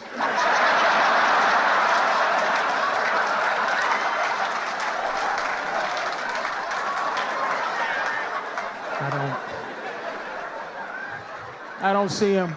We have to call off the search because there's too much sun. The conditions are abnormally difficult. If I go sailing, I'm taking a white baby on a keychain with me.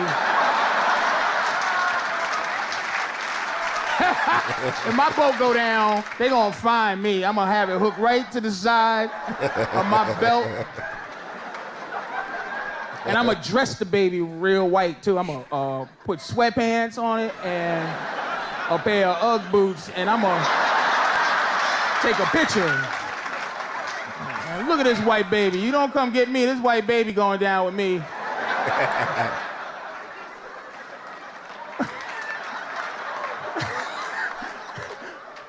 I hate how much fun black people can have racially, man. It's just, I can say anything I goddamn want racially. And white people have to sit there and take it. I am evil, yes. It's like, come on, man. I don't even say it because of that. I love a little racial. Look, man, you know, let's be fair. I mean, honesty would be nicer with the racial game. I mean, I like to talk to white people about being honest about Obama. You gave it a shot. You did. You gave it a 2-year shot. Like, oh yeah, I tried to. We tried to, but it fell apart. It really did. And I'm gonna tell you something you don't know about black folks. We would be on your side. In talking to white people, we would be on your side a lot more if you would, just not ever talk about how you feel about anything racial. We'll catch up to you. Now, serious, because black people on the edge of going, what the fuck is Obama doing? But it's too many white people outwardly hating him, so we can't. We go, if you shut up, I'll be against them. Like, stop having rallies and all kinds of stuff. I'm telling you, I'm this close to... I'm mad at them because I thought I would have a white slave by now. I thought it was Vengeance Day. I thought I had me a white family. Oh, big old fat white girl go warm my bed up. Get upstairs, Susan. Warm my bed up, feed my baby with your giant white titties, and I'm gonna go outside and stare your husband in the face and decide whether I'm gonna sell him or not. Oh, damn. Now, you know your wife's upstairs warming up my bed. You know that, right? Philip.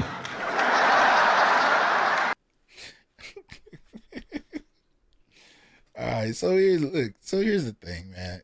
When you look at Patrice, he's the first one really out of the gate, in terms of what we would later call red pill in his arena, especially to the extent he was at. I'm not saying there weren't others. We know even in his crew, you look at people like Bill Burr, they were on it, but Patrice was on a whole different level. And then they even said that, right?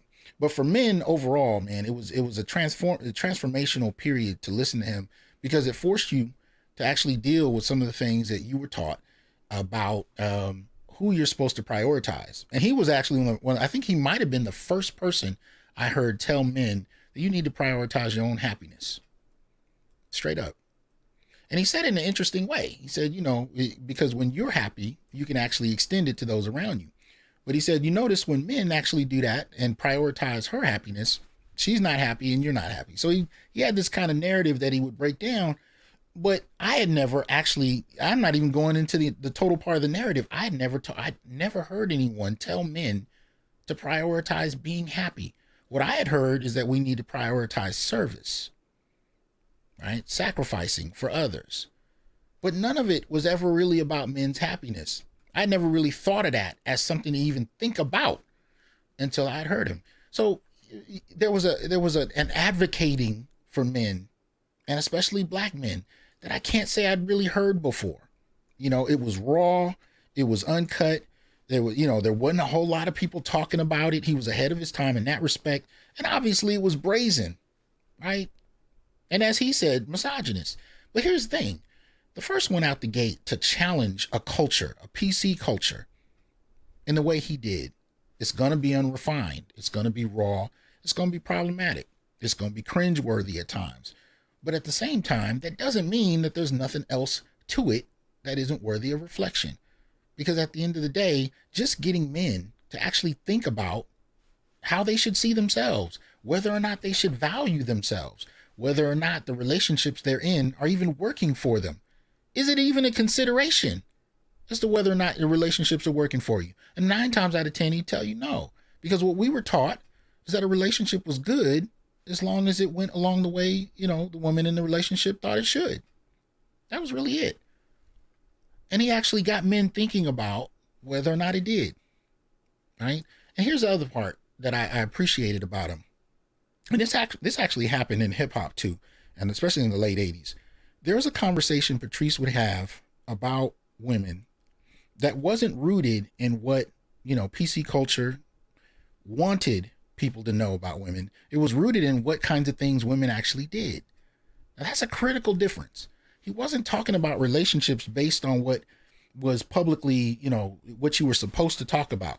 He talked about what actually happened. Like I do when I show you those cases of women, say, for example, abusing men, I show you video clips of it. That's not what we're supposed to talk about. We're supposed to talk about female victimization in regard to abuse. We're not supposed to talk about what men experience, right? And so Patrice would push back against that and actually have conversations with men where the starting point of the conversation are the experiences that you've had that you're not supposed to voice. Right?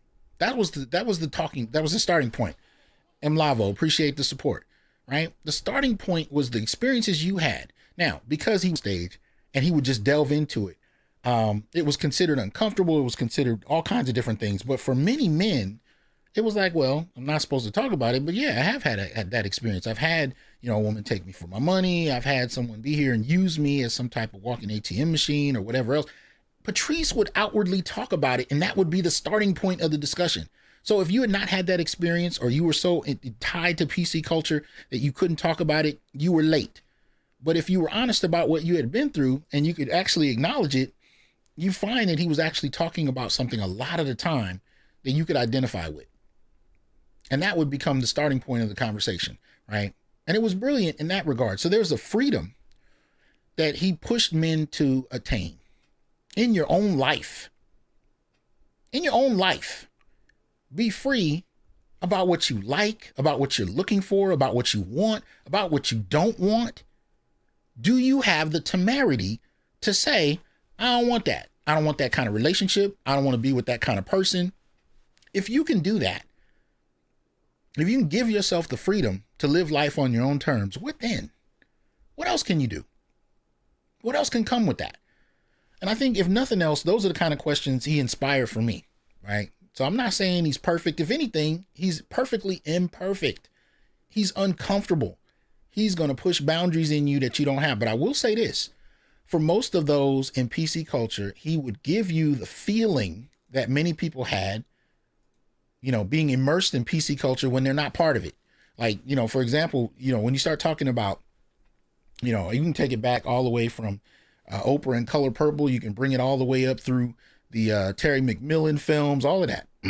The discomfort many men had listening to that or watching these depictions, not only of women, but of men in these narratives, were all kinds of offensive, right? But when you tried to share that, you were dismissed. Well, that's actually what Patrice mirrored for those mired in PC culture. That discomfort that you feel listening to him, that's the discomfort, that the brothers he's talking for experience in PC culture. It's just one is publicly accepted and the other one isn't. It's really the only real difference, right? But I think part of the reason he was like that is because he had experienced too much to act like PC culture was real. He experienced way too much. You don't go to jail being falsely accused and come out acting like nothing's going on. If anything, he was black pill in that regard because he had seen too much. He'd been through too much. So his whole worldview had changed. And what began to happen was not only did people respond to it. I mean, if you listen to the Black Phillip series, people are calling in. He had white guys calling in. I mean, he had all kinds of guys calling in asking for relationship advice. And here's the point. Then these guys would call in and say, what you said worked. Or what you told me to do worked. Or what you told me she was doing that I couldn't handle, I couldn't believe was happening, it actually was true. And he got scores of these kinds of calls. So the moment you want to dismiss him, if you really pay attention to the conversations he was having, you can't. Because he was actually showing men that there's another side to the discussion that we're supposed to pretend doesn't exist. But if you actually pay attention and you start to actually listen to what I'm saying, you'll start to have traction in these other areas of your life. And he was right. There's an underside, an underbelly to these relationships, to these dynamics. And I think it merits reflection. So I would say, watch the documentary, support it, and whatnot.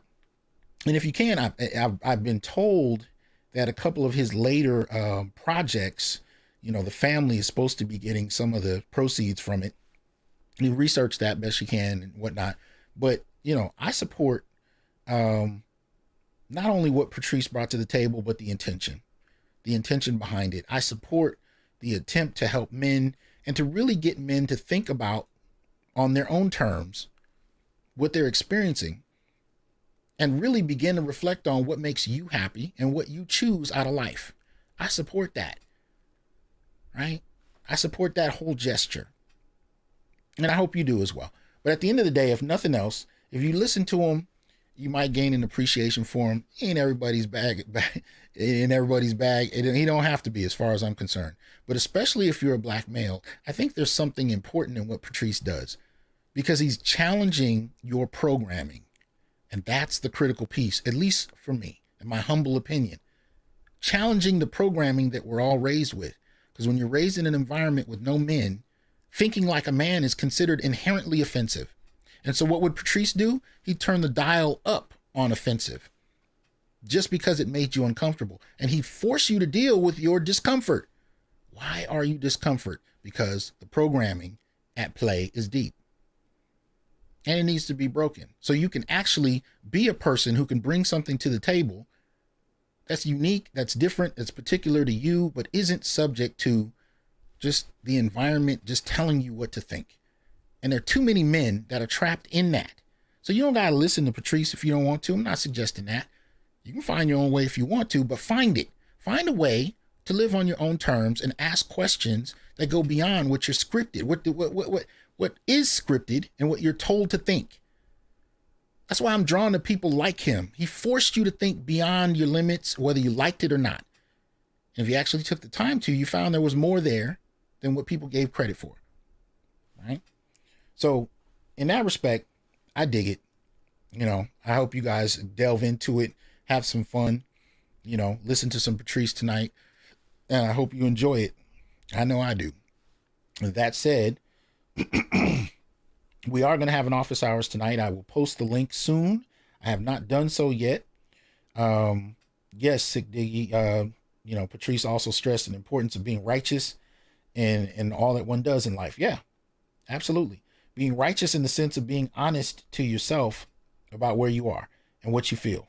Absolutely. And too many of us don't know how to do it. So anyway, we will have an office hours for members. If you're a new member of my group, you can go onto my page on YouTube and you go into the community tab. In the next few minutes, I will post a link that will only be available for my members. You can come on in, and depending on what level you've chosen, if you're diamond level, I think, or above, you can come in, come on the screen and dialogue. If not, you're welcome to engage in the chat. So we will be having office hours. All right. And that said, as I close the show, y'all know how I do. Brothers, be reminded that we are not criminals by birth, perennial rapists, incapable intellects, man-children, sperm donors, child support wellsprings, success objects, walking phalluses, ATM machines, lottery tickets, brainless henchmen, valueless assassins, pro bono mercenaries, unpaid bodyguards, interchangeable stepfathers, child discipline proxies, unpaid repairmen, workhorses, emotional tampons, or any other sort of socially acceptable dehumanizing stereotype. We are thinkers, inventors, innovators, leaders, fathers, warriors, and men. Embrace your humanity, know your worth, and extend your time, attention, and resources only to those who genuinely respect you. And remember, your worth is not defined by meeting other people's narcissistic, selfish, and unrealistic needs. You define your worth. Peace.